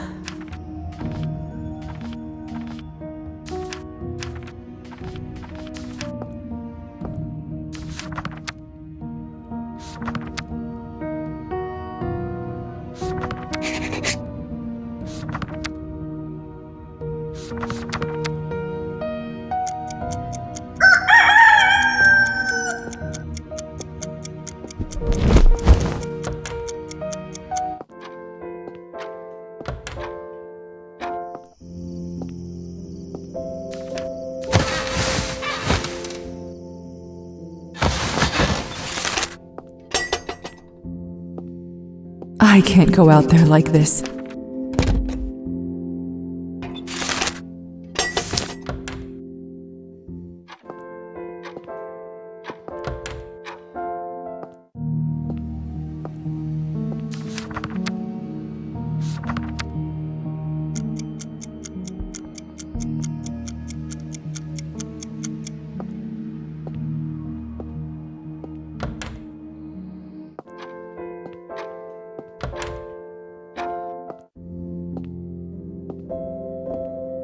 Now that I...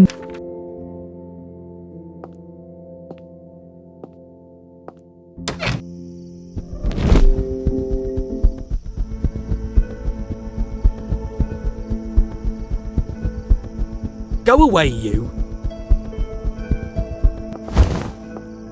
If I ever need to send a letter...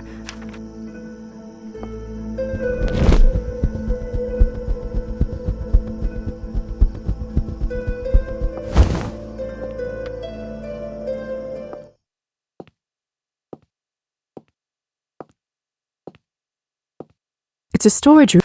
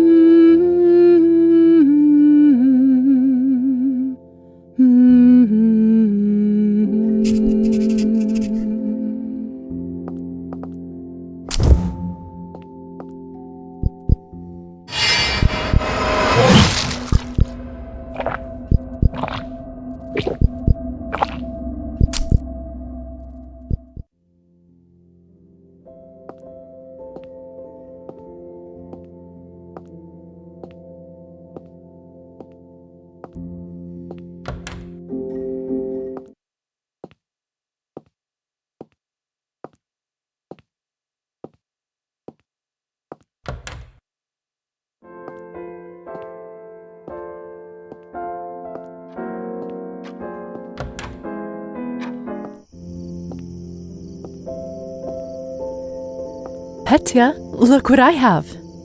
Ah, could that be?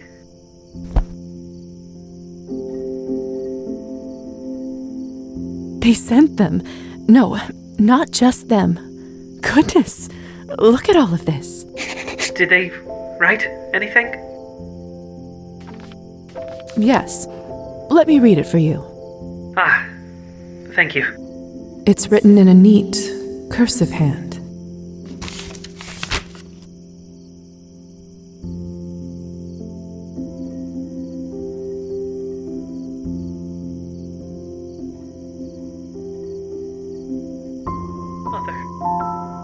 I'll busy myself setting up the materials.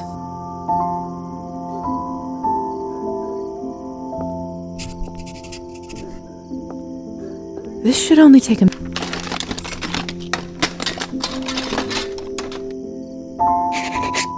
Shall we get to work? Yes. Let's. We'll need some water. And for the kiln, I'm sure we can make do with the heating implements in the doctor's study.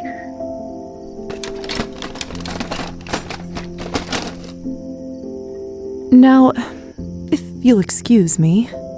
You are a doctor, after all, and Matilda is hardly, accurate. And... there. Moment of truth.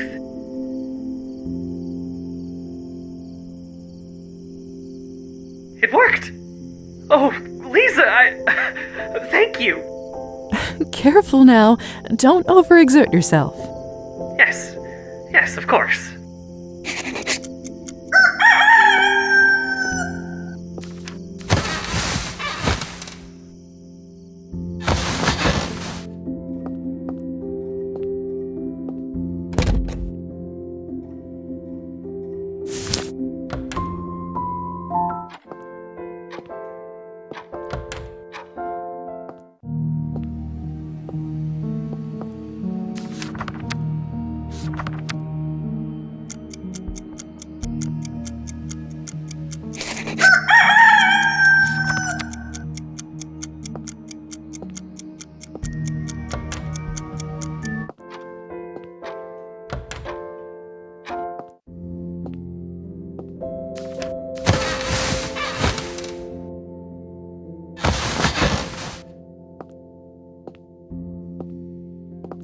Is something troubling you, Petya? Oh, was it so obvious? You sound like a nest of mice. My apologies. Yes, there is something on my mind of late. Do you recall, I asked you why Elisa brought me back?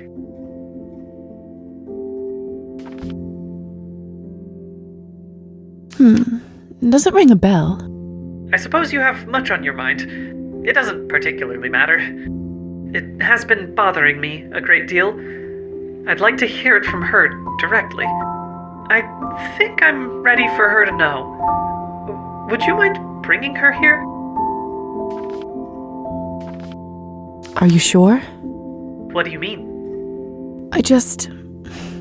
With everything that's happened between you, I worry. I appreciate it, Liza, truly. And I hope you will be here for me when the time comes. But I need to do this. For closure, if nothing else.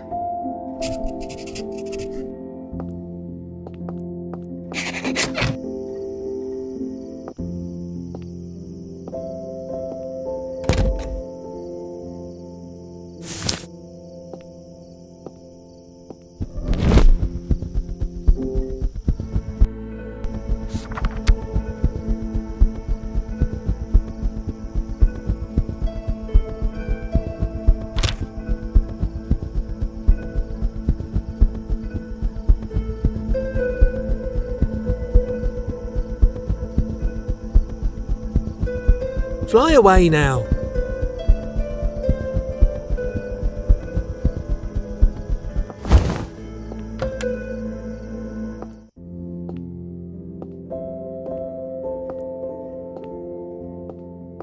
Elisa, fancy seeing you here.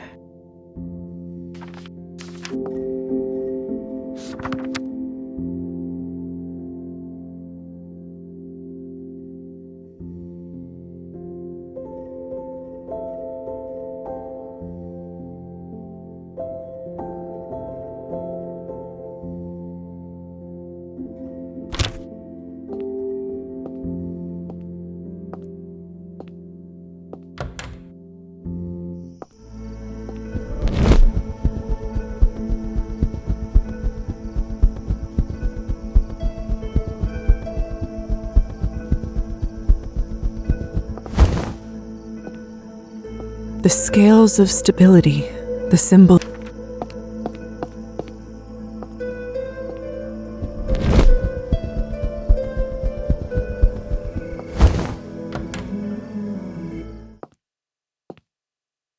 Good to see you again. So, I've donated. Here's a little something for the. That's so generous of you, Liza. Lovely night. So, I've donated. Here's a little. That's so. What a magnificent instrument. It seems to have a life of its own. I can imagine it having a wise, graceful personality. Lovely night. So, I've donated some. Here's a little something for the. That's so generous. Evening, honest. Liza! Liza, I can't believe how generous you are. This means so much to me and the students. Remember Marusa? I can now afford to give her her own instrument. And it's all thanks to you.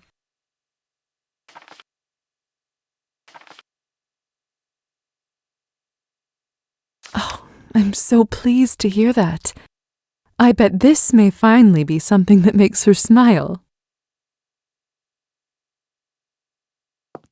What a magnificent instrument. It seems to have a life of its own. I can imagine it having a wise, graceful.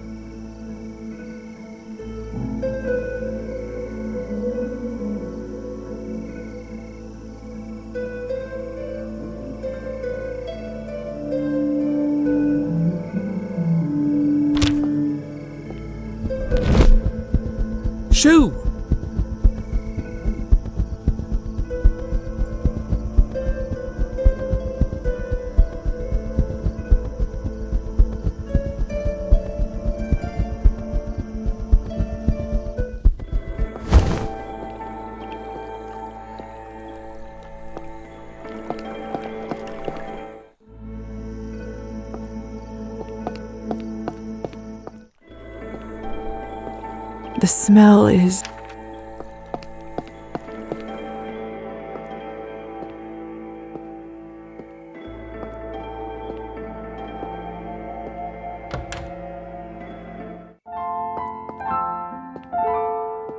Hello. Oh. That's right. I just came... Oh, I'm fine. Oh, it's very kind of... I don't know what came. Makes me feel... Thank you, Nicolina.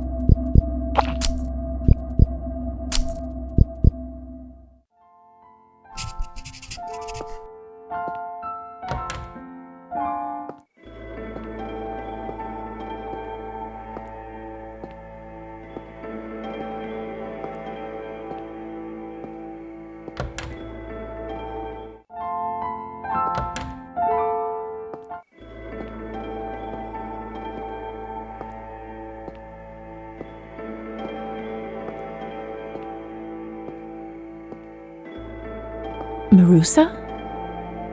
Oh, Liza, you scared me half to death. I didn't expect to see anyone out here. Is everything okay? Of course. Why wouldn't it be?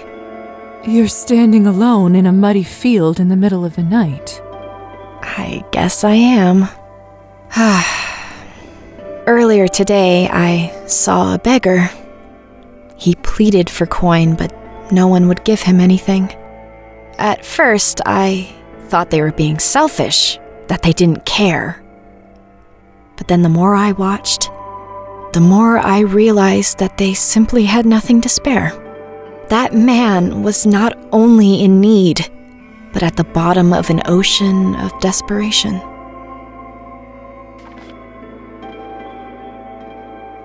Did you give the man anything? I had no coin to spare. Giving that beggar anything would have meant my family is left even worse off. We can't afford that.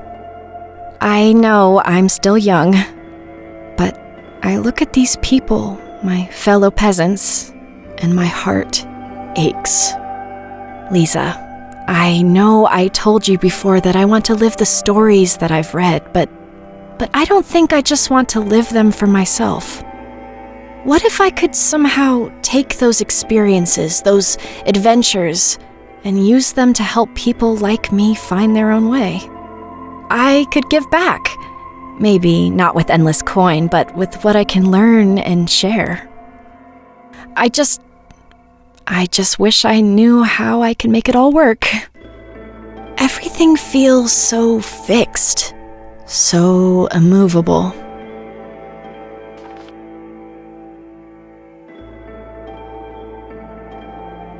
Have you considered that it might be best to stay here? What? Why not marry a handsome farmer and live a peaceful life? That will allow you to easily continue your studies in your spare time. Liza, I know you mean well, but that feels a bit like closing the book on my dreams. I think you're looking at it the wrong way. Don't see it as an ending, but more like the beginning of a new chapter. You can do good here, help others in your community through your education, but without the same struggles that would come otherwise. Maybe you're right. I've run myself ragged just trying to survive, let alone pursue my studies. I don't know what I'll do. I had hoped talking to you would make things a little clearer, but I feel more confused than ever. There's no simple solution to these issues, Marusa. What is life without hardship, eh? Anyways, it's late. I was meant to be home by now. Farewell, Marusa. Goodbye, Liza. Whatever that girl chooses to do, I'm sure she'll find her way in the world.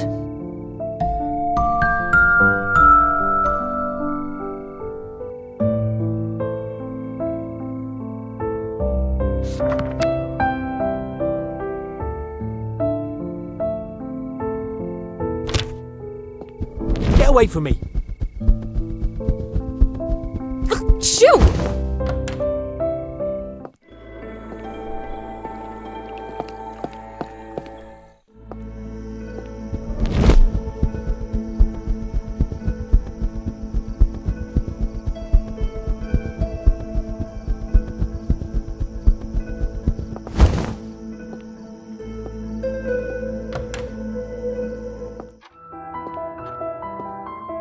How can I help you, my dear?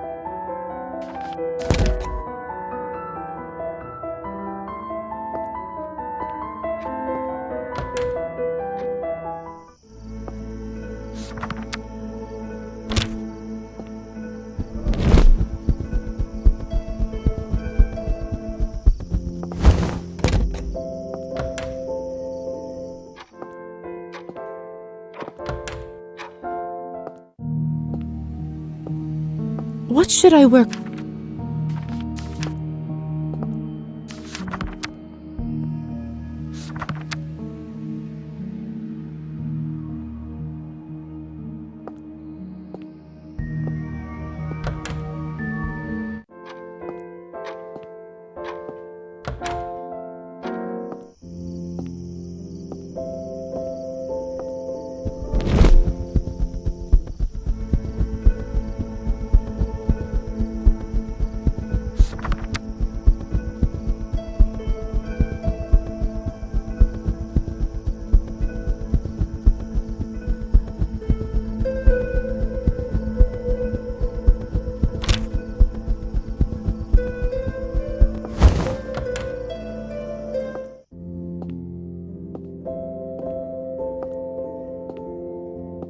Liza, fancy. What are you reading?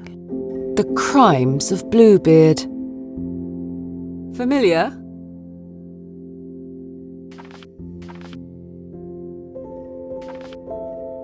He served with Jeanne d'Arc. That's why his occult turn was so shocking. You are full of surprises, Liza. Yes, although the actual connection between Gilet de Rais and Barbe Bleue is disputed. Well, something I'm investigating. Not with much luck, I'm afraid. So much knowledge lost to the shadows. You'll just have to find it. Obviously. Enough of this. I require a change of scenery. Accompany me, will you? Wait, I have an idea.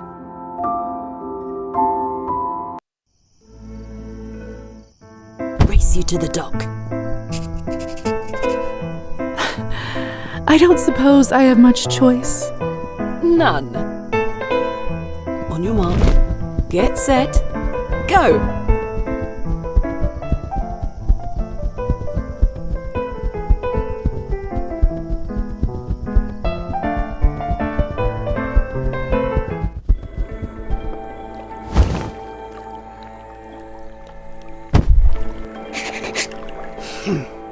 I must be out of practice. Quiet out here tonight. As usual.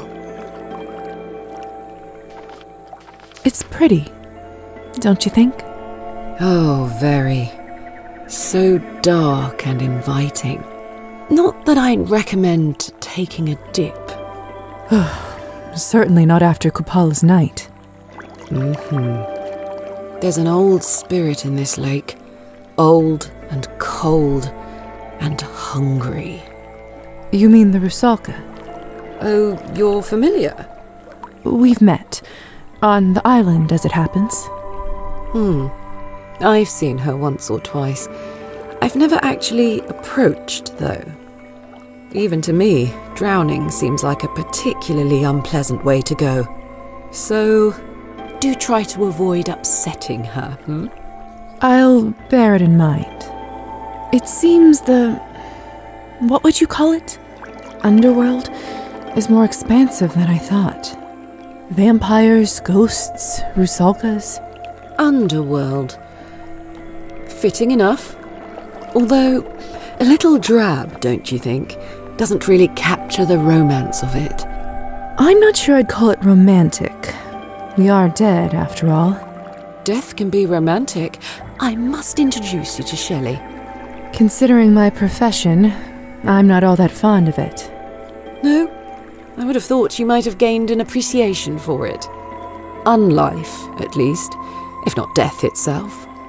Or are you dedicated to keeping one foot out of the grave?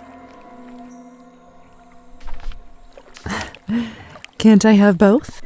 Greedy. What can I say? I don't want to compromise if I don't have to. I can appreciate the good parts of both worlds. Or take advantage of them. Is that right?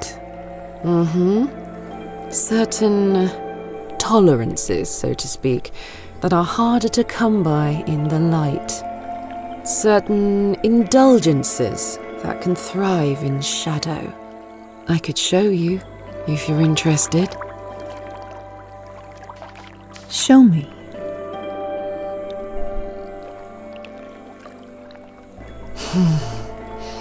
Well? I liked it. I told you so. You make a fine companion, Liza. You don't sound sure of that. Yes, well. What? It's about my plan. The sunrise and all that.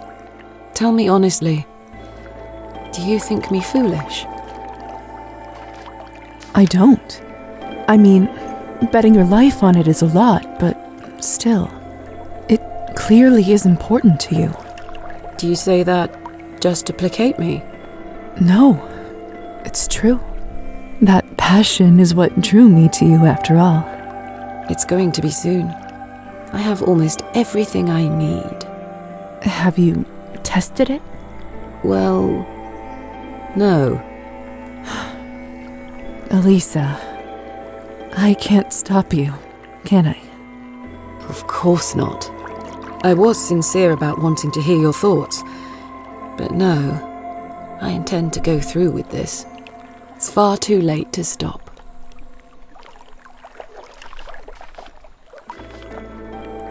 What about us? Us?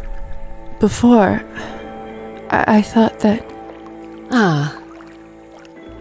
I enjoy your companionship, Liza. Truly. But if there is to be an us, you must know I cannot bear to be caged. I cannot compromise that for anyone. Right. Ugh, don't look at me like that. Like what? Like you're worried about me. It gives me indigestion. I can't help how my face looks.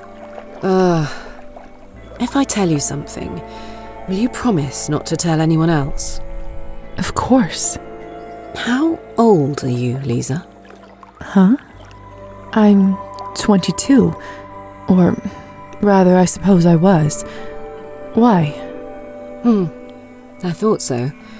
You're older than I am. Physically, that is. And a doctor, besides. There were no women doctors when I was a girl. I'm lucky I even learned to read. A good husband wants a wife who can keep a decent conversation, you know? The Countess told me if I came to live with her, I would need no husband. I could even help with her business. She was everything I wanted to be. Intelligent, independent, strong. And in turn, I was young and pretty. Perfect for foistering all her insecurities and hopes on. I was too naive. I didn't even consider what I was giving up. Too late now, of course. Elisa. It's not like I even saw the sun that much as a girl. Always inside, sewing and playing piano and running around after little lady what's-her-name. If I saw the sunrise, it was because I was getting up early for someone else. I want to lie in the sun with no one to answer to. For once, to have it all to myself. Not someone's lady-in-waiting or substitute daughter. Just me. Is that selfish? I don't think so. Even if it was, I don't care. What? What is it? Just me. I wonder. I'm going back to the manor. There's something I need to check. What? Thank you for the chat. And there she goes. That was nice. Don't get yourself hurt, Elisa. Come back to me.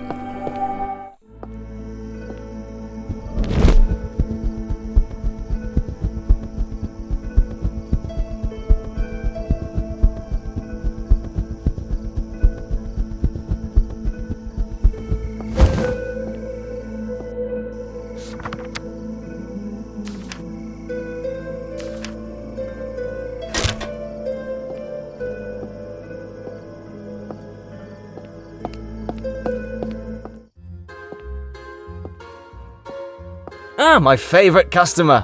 What can I do for you?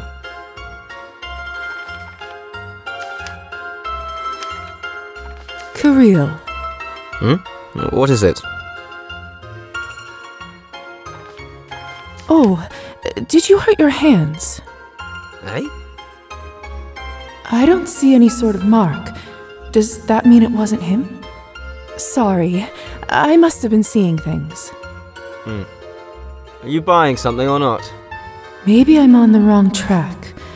Well, I've still got Oleg to check.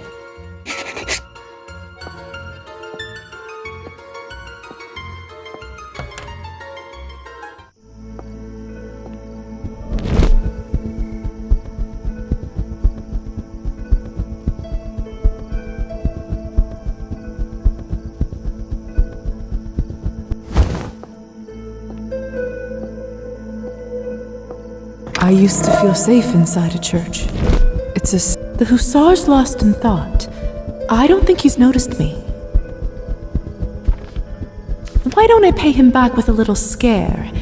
Easy revenge.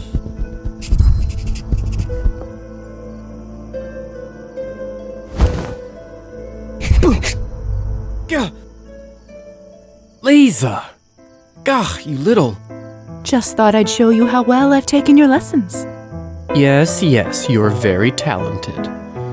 Oh, I suppose I deserved it. What are you doing up here? Seems an odd place to smoke. I'm getting closer to the Lord, can't you see? Most of our kind won't even look at a church. It's good for getting some peace. Or it normally is, anyway. I'll leave then. I know where I'm not wanted. I jest. Really, no one understands my jokes. Sounds like the problem is the jokes. You wound me, fair Liza. I take it you don't smoke? I'm not fond of the taste. Good. Terrible habit. Or you just don't want to share. You got me. I'm too stingy. How else am I meant to pass these endless nights, Weren't you the one going on about how being a vampire makes you feel more alive? The flying part is good, I'll grant you. Eternity, though? It can be stifling. I don't get it. Sure, there are things I can't do now. But eternity is eternal. The possibilities are endless. I'm glad it seems that way to you. You play cards, Liza? A little. Indulge me in a game? I suppose I could. What are we playing for? Secrets. How juvenile. Well, we can play for board. You...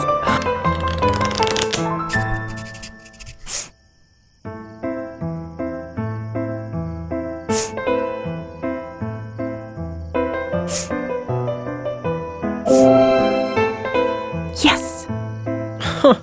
That was a fluke. Go on then. I'm an open book.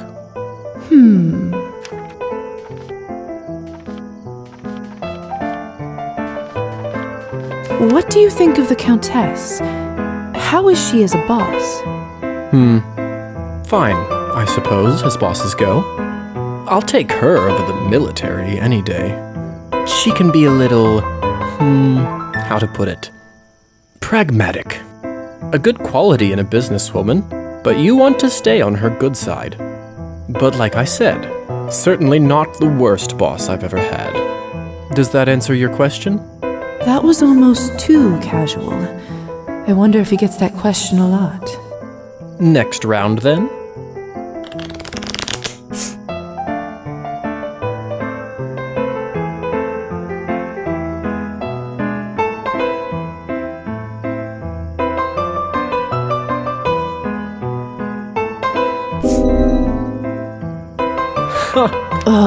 Now, we'll start with an... Why? No.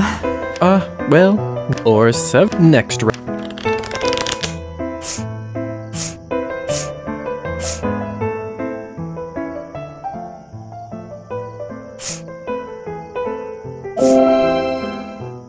You play a little, was it? Fine. Go on then. How many people have you killed? Counting the war? No. I can't imagine you were keeping count of that, were you? Tried not to. Besides, maybe some of them survived. Hard to tell out on the field. I used to ride out with the medics after it was done, looking for survivors. You'd be surprised how long you can last lying in the mud. Or, well, perhaps you wouldn't be. I'm sure you've seen your share of suffering. But for me, seeing men clinging to life even with half their bodies blown off, the glory of war, eh? Bit different how they sold it to us poor village boys before they carted us off. I'm sorry. No, I am. Didn't mean to get off track. Where was I? Right, after turning. Not as many as you'd think. The Count rarely needed violence to get what he wanted. He had a real talent for talking people around. Sometimes I wondered if he had some enchantment that worked on us, but even for him, that would be... Go back a moment. The Count? There's a Count. Was. He passed quite some time ago now. And before you ask, I have no idea. The Countess has made it clear she won't speak of it, or him. And that's that. Too scared for another round? Hardly. I've got places to be. More errands for the Countess? You know it. What is it exactly you do for her anyway? Whatever she likes. That was the deal. The... deal?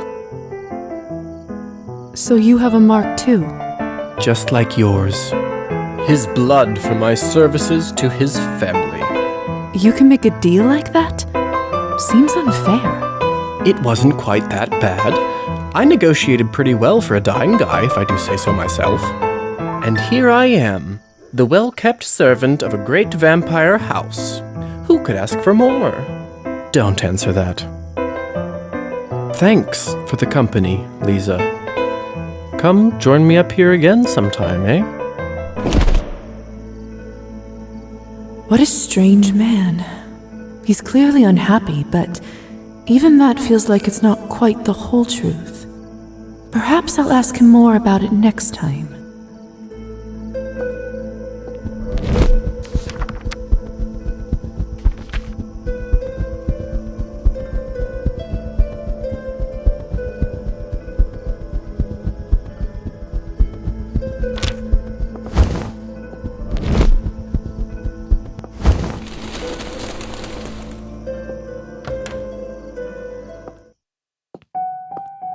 How are you doing? Oleg. How can I help you, miss?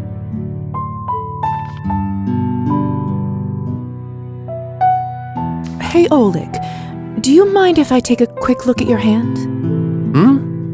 Pardon? Did you happen to hurt it? Just doctor's curiosity in me. Oh, this? I had a run-in with a tomcat in my youth. Don't worry, it's quite healed.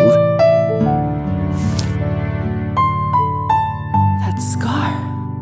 It has the same strange texture as the marks on Demyon's leg. Is everything all right, miss?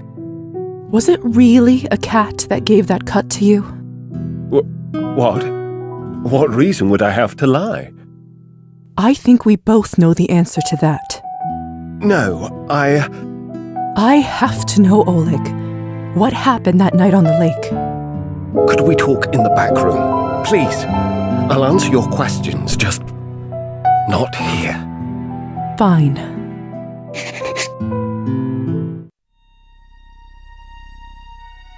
How do you even know about her?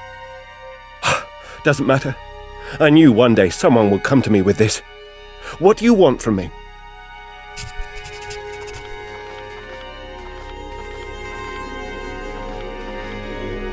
Your side of the story. All right. I can do that. I don't know what you've heard, or how, but this is what happened. Ulyana and I had been fooling around. We were young. You must know how it is. It wasn't serious. Really? Sounded serious enough to me. That's not what I meant. Ulyana, she was lovely, but her family, you know. What? Poor? To say the least. My family would have never allowed me to marry her. I'd known that from the beginning. She must have not. I didn't realize how much our relationship meant to her until it was too late. That night, I rode us out to the island as usual, but on the way back, she suddenly started talking marriage. I tried to change the subject, but she wasn't having it, so I told her the truth. And? What happened then? She didn't take it well. I suppose I can't really blame her for that. She got angry and started yelling, pushing me while we were still on the boat. I reached out to get her to sit down, but then we were off balance, and I tumbled into her, so she fell. Ulyana couldn't swim. So, why didn't you save her then? Well, that's the thing, Liza. I can't swim either. Never learned till this very day. Should I have dived in anyway, knowing I might have doomed us both? I reached into the depths, hoping she might find my hand, but nothing. When I finally went to pull my hand from the water, I was met with a pain unlike any I had ever felt before. The scar. Yes. I came back to shore, got into bed, and I never went near the lake again. No one really knew we'd been seeing each other, so it was like she just vanished. That is what happened. I never told a soul, but I swear it's been eating me alive every day since.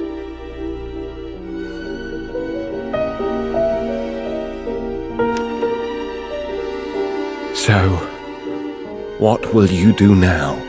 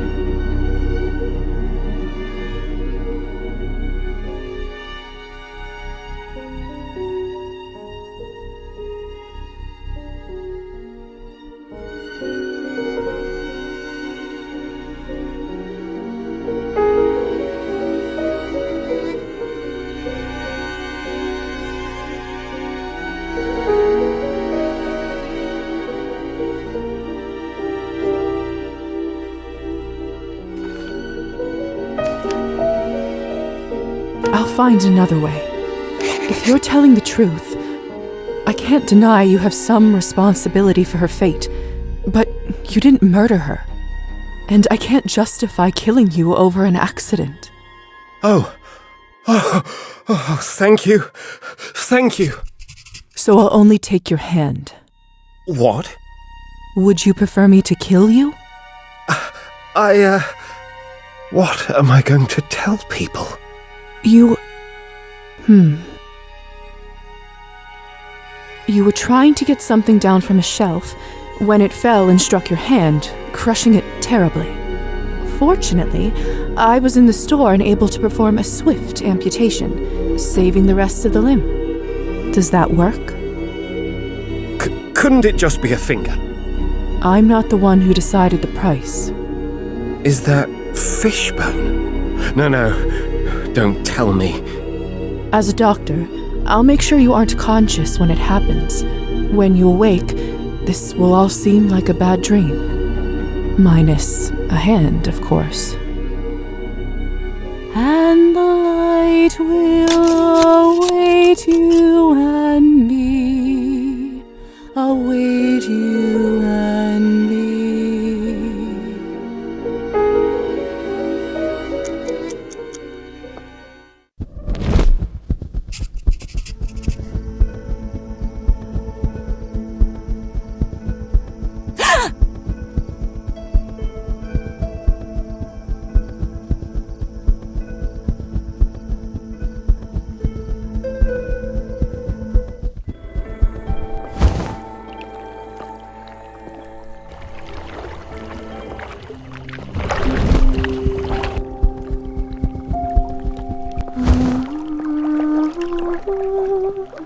The beating of little wings.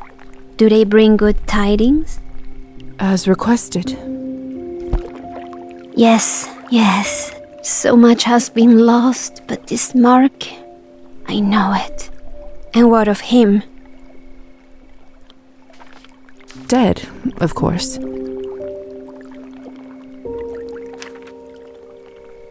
Good.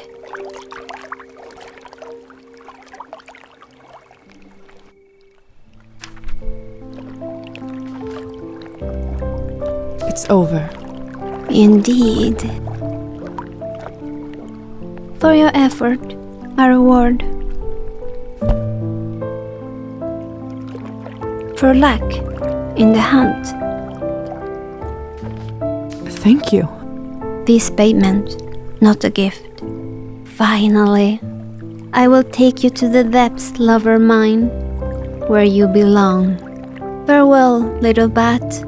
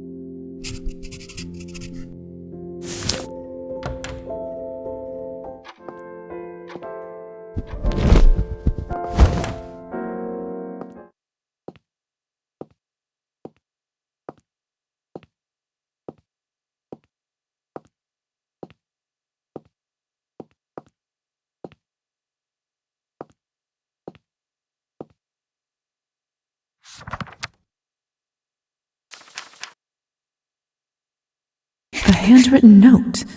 Who could this be from?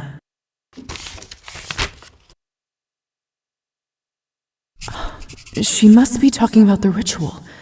I should go and see her.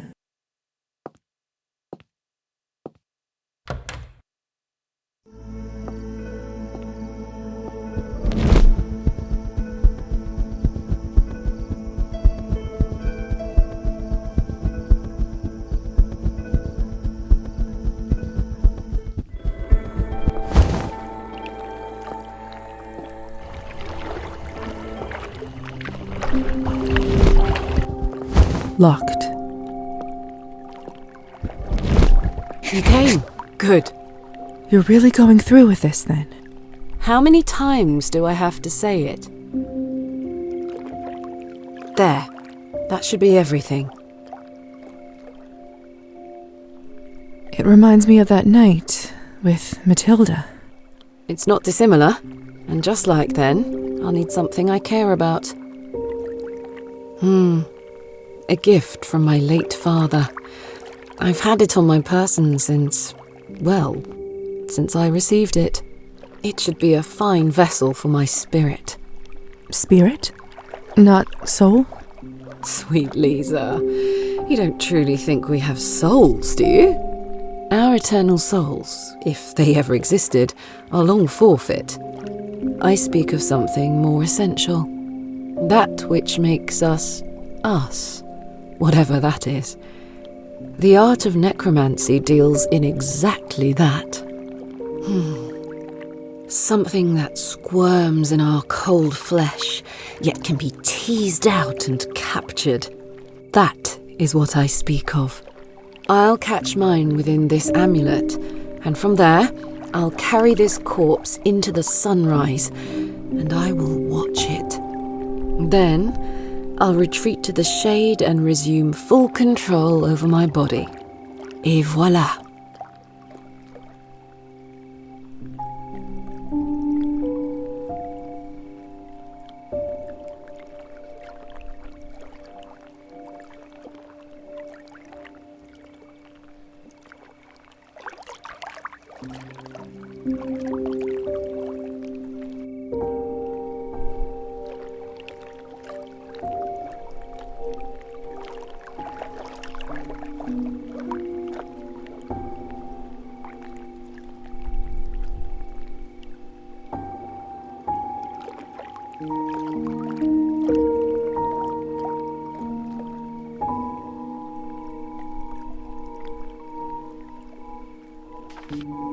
That sounds reasonable enough. I merely applied the same principle as raising the dead, but to a spirit that has yet to pass on. All right. Be careful, won't you? Of course I...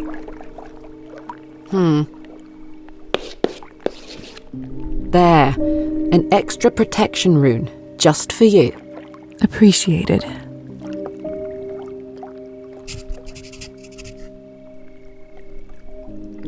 I can't wait to tell you all about it. Promise? Promise. I should get started, and you need to get back before sunrise.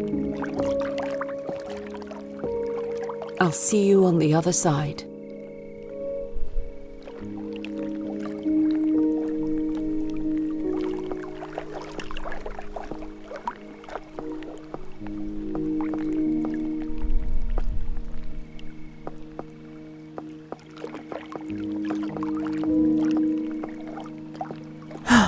If I interrupt...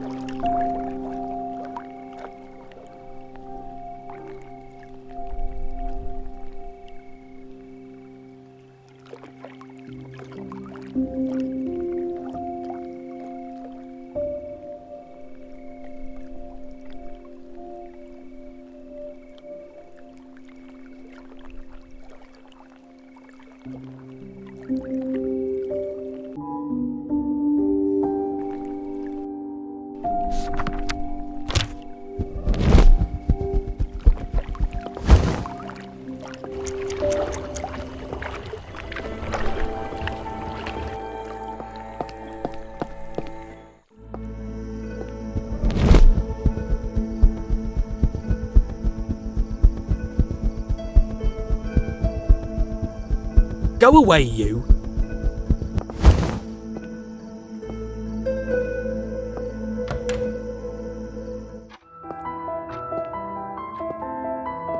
How can I help you, my dear?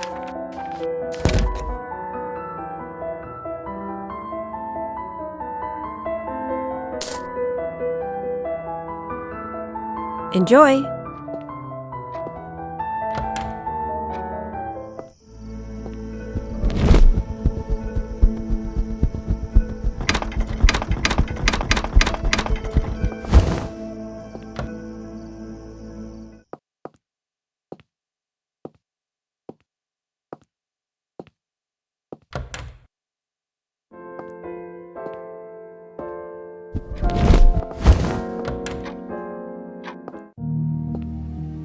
It's too dark. I'll break my neck if I walk around here like this.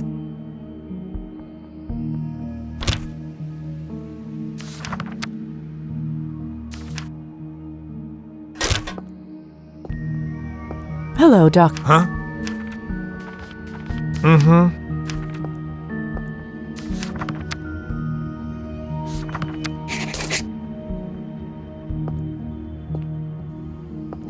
What should I work on?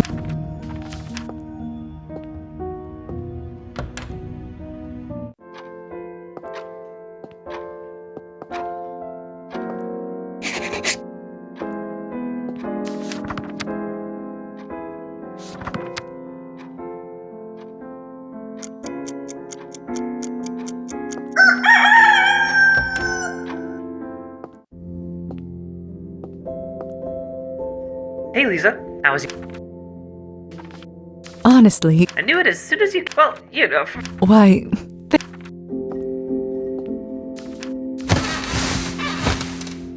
Tonight, I dreamed about our old home. The one we lived in before we moved into a shabby flat on the outskirts of the town. I dreamed of the tiny room Kolya and I used to share, my dolls, and his toy horse. Of an old wooden table where my mother and I used to make vareniki out of fresh dough. Of the old grandfather clock that we had to sell to the pawn shop, and the ticking I couldn't sleep without for weeks.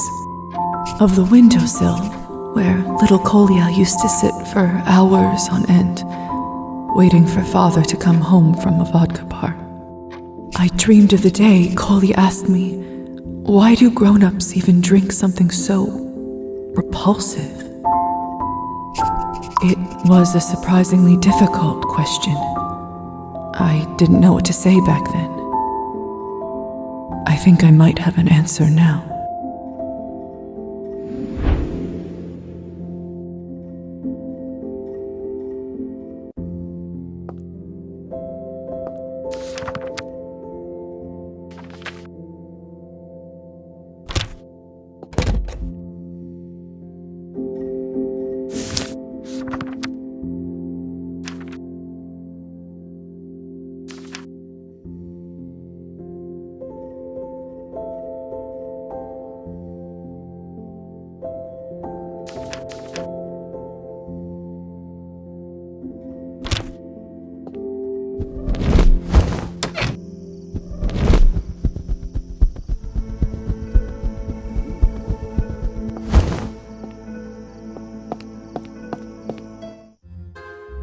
Hey, Liza! Over here!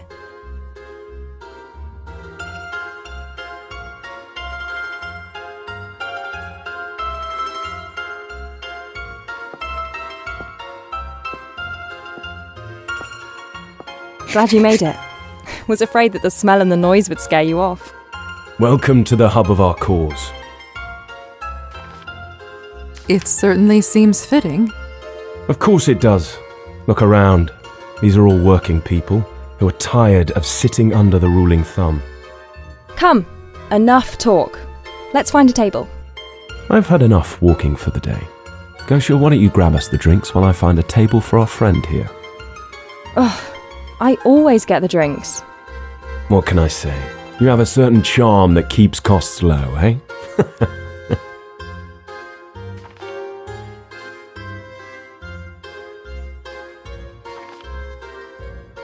All right, I'll follow your lead. These places are foreign to me. We'll change that soon enough. Don't you worry. Or do, if you spend enough time around this fool. Follow me. I know which tables don't wobble too much. That's some good intel.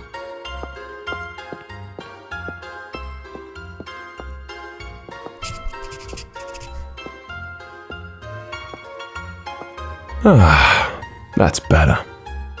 Now all we need are a few stiff drinks to celebrate all we achieved these past few weeks. The wheels are finally in motion for our glorious cause. Your cause? Come on now. An educated woman such as yourself surely must have gathered who we are and what we represent. You and Gosha are revolutionaries? Precisely. I see. My knowledge is limited, but during my studies there were whispers of your ideals. That's the problem with the comfortably educated. Only whispers. Pretty theories and platitudes are worthless without action. The situation requires far more. We've been conditioned to blindly accept that those in power should be in their positions. While in reality, they are as fit to rule as the dog shit I stepped in this morning. So, what do you envision instead? We need a society for the people, run by the people. There are no serfs, no aristocrats. We all live to serve one another. You seem truly dedicated to your cause. It is my calling. In these times, there is nothing else worth devoting one's life to. Now is the time for us to unite, seize the country and make this dream a reality, no matter what the cost. Finally. I'm a parched man here. If you're so parched, you could have got it yourself. I wanted to talk to our friend here and... Well, you're just so much better at carrying the bottles and glasses. So, tell us, Liza, what do you think of our little organisation so far? You're fighting for a good cause. Hear, hear. Right now, let us drink as friends.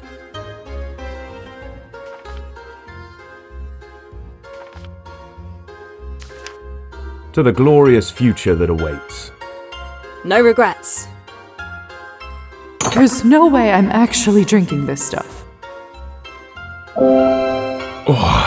Nothing strips the lining of your guts better than Kirill's hooch. Let's just see if you can keep up with me this time. Sorry to interrupt the merriment, but you still haven't told me why you give your blood to Arbin. Oh, you're right. Well, it's simple, really. Why does anyone give something to someone else? Out of kindness.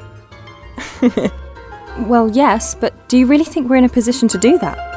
When Arbin approached us, at first we didn't know how to react.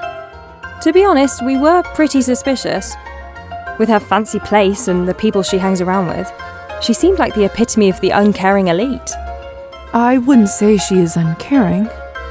No, as we came to discover. You see, Arbin proposed a deal. In exchange for some of our blood for medical research, we received money for our activities. I see. And would all this money have anything to do with the business you've been up to these past days? Not yet. First, another drink.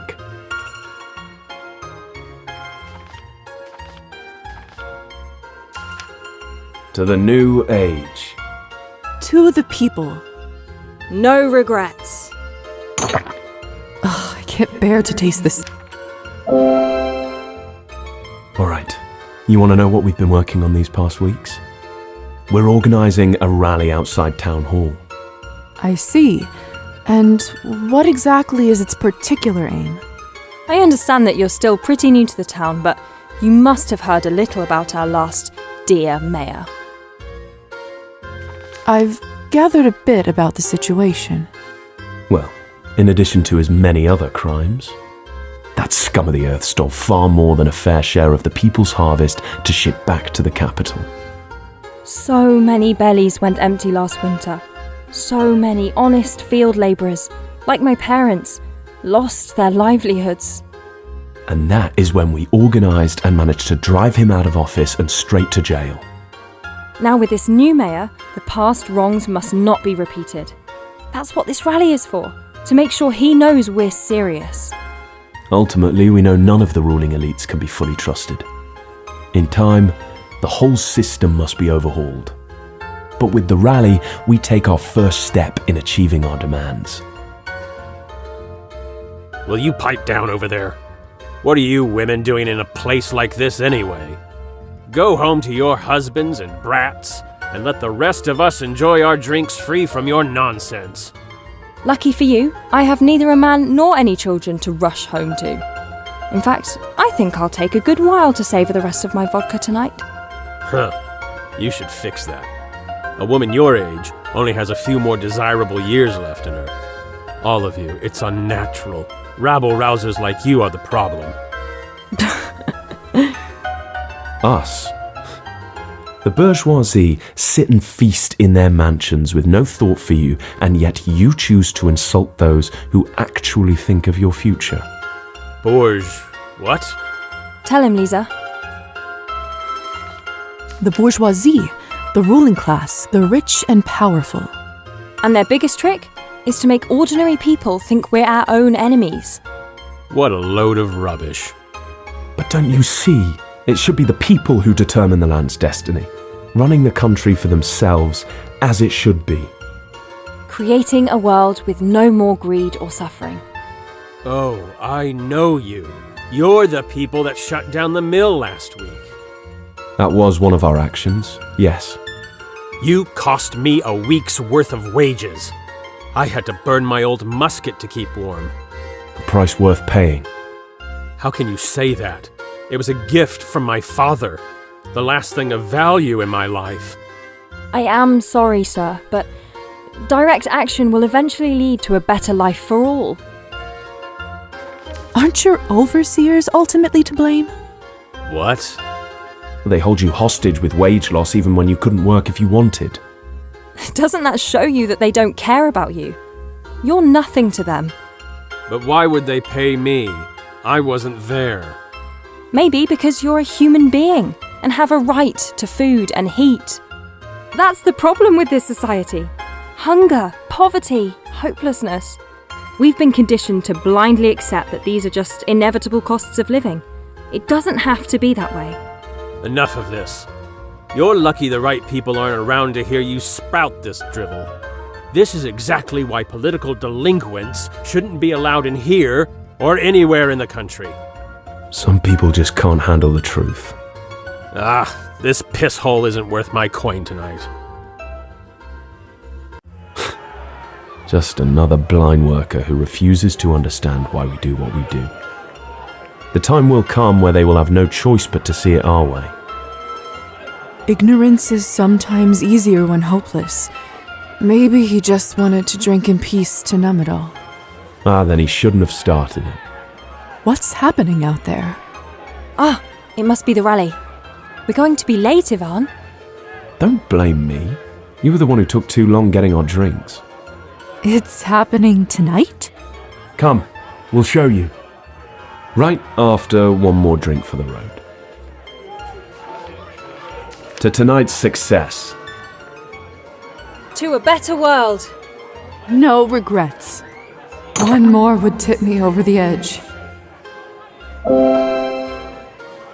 All right, let us show you how our cause progresses.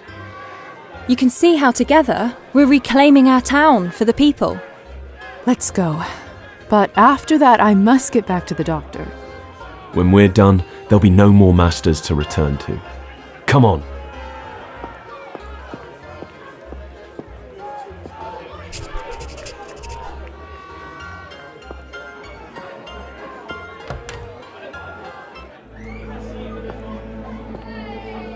All right then, let's make our move. We don't want to miss anything.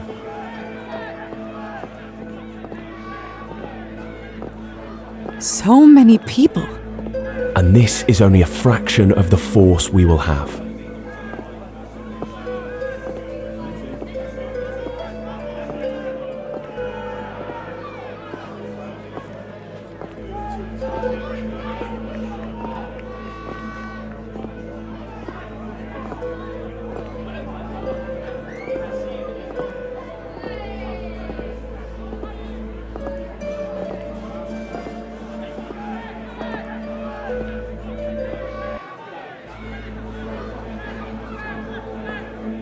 When you see a gathering like this, you can't help but feel like change is in the air.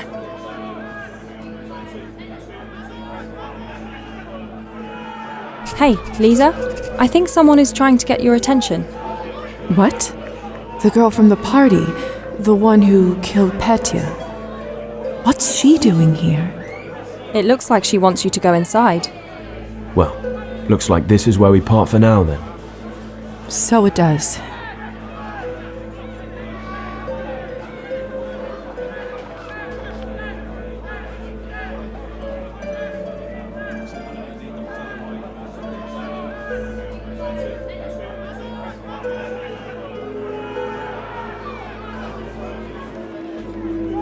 Enjoy the rally. Oh, don't worry. We will. A gathering this big, you know something important is going to happen. Right, well, goodbye then. I can't say I'm too eager to see her again after our last encounter, but since she was a guest of the Countess, I suppose I shouldn't keep her waiting.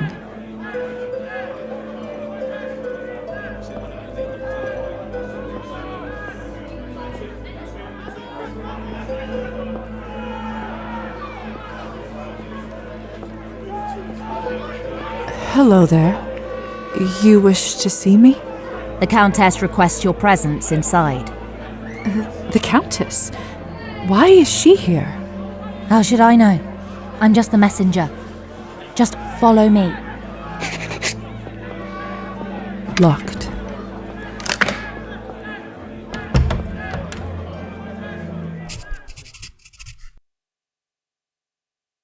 This place sure is something else. She's upstairs. Come, I'll get us past the guard. I have to say, I didn't really expect to speak again after our last meeting. Right. That was an unfortunate evening. Well, I survived, although clearly not unscathed. My face may be a sight, but the hunger pains are far worse. Thanks to that purple-haired lunatic, I'm goddamn pathetic. Begging for scraps from others. We'd all be better off if that night never happened. I wish I could forget it. Don't worry. You have all of eternity to do that. Here we are.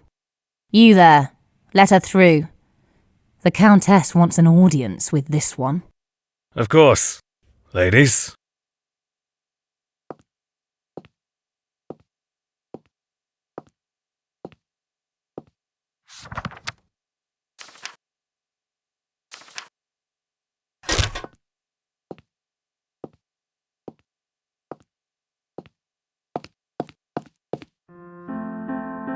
Oh, hello, darling. What a nice surprise to see you here.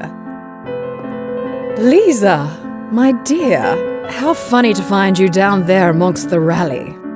Oh, yes, quite. It was not my intention to get mixed up with the crowd. I simply wanted to find my way back home. You surely picked the worst day to take a stroll then, my dear. Now, I didn't only call you up for pleasantries. Since you're here, I have an envelope I'd like you to deliver to the doctor. Of course, Countess. Consider it done. You may run along now. Forgive me, but before I leave, may I ask who's that gentleman looking out the window? I believe I've seen his face before. Well noted. Hear that, Savelli? Even this young lady recognizes the new mayor. You must have already made quite the impression around town. Huh? Oh. Why, hello there, miss.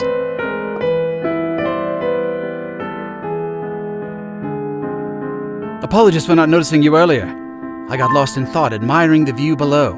So organized and efficient. Mayor Savelli Skvortsov, at your most humble service. Elizaveta Morozova. A pleasure to meet you. Likewise, my dear, likewise. But tell me, Miss Elizaveta, what do you think of the rally going on? I saw you talking to a couple of the participants just now. I think it's great to see. times are hard and people need to feel like they are heard. I couldn't agree more. Ugh. You do? Why do you think I ran for mayor in the first place? I've lived in this country all my life and seen the ills of our working folk. The good, law-abiding people of this town deserve to have their hard work properly appreciated, not sucked up like blood to feed those above.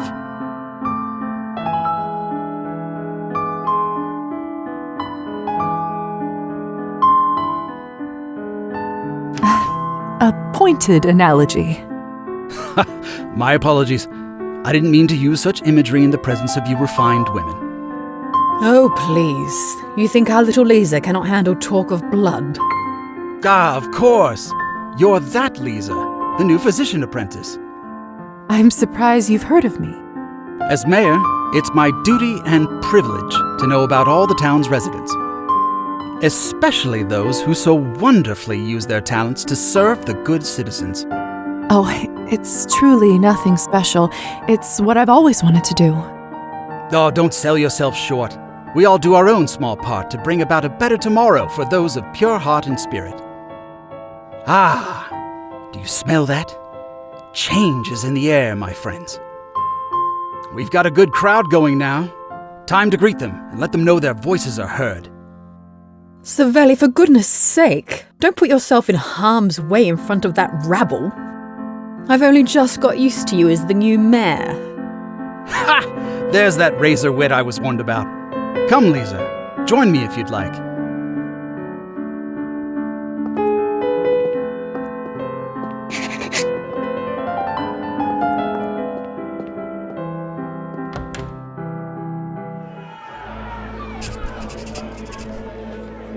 You can see the entire rally from here. Workers, people, friends, hear me. I come to you not as your mayor, but as a fellow citizen. A citizen who has seen the damage done to this town by those who came before. To those that take advantage of the hard-working, law-abiding citizens of this town, I have only this to say to you.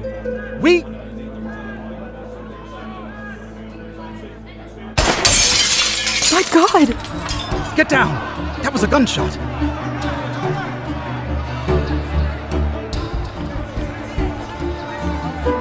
Who's shooting? I don't know, but I intend to find out. Liza, let's get inside.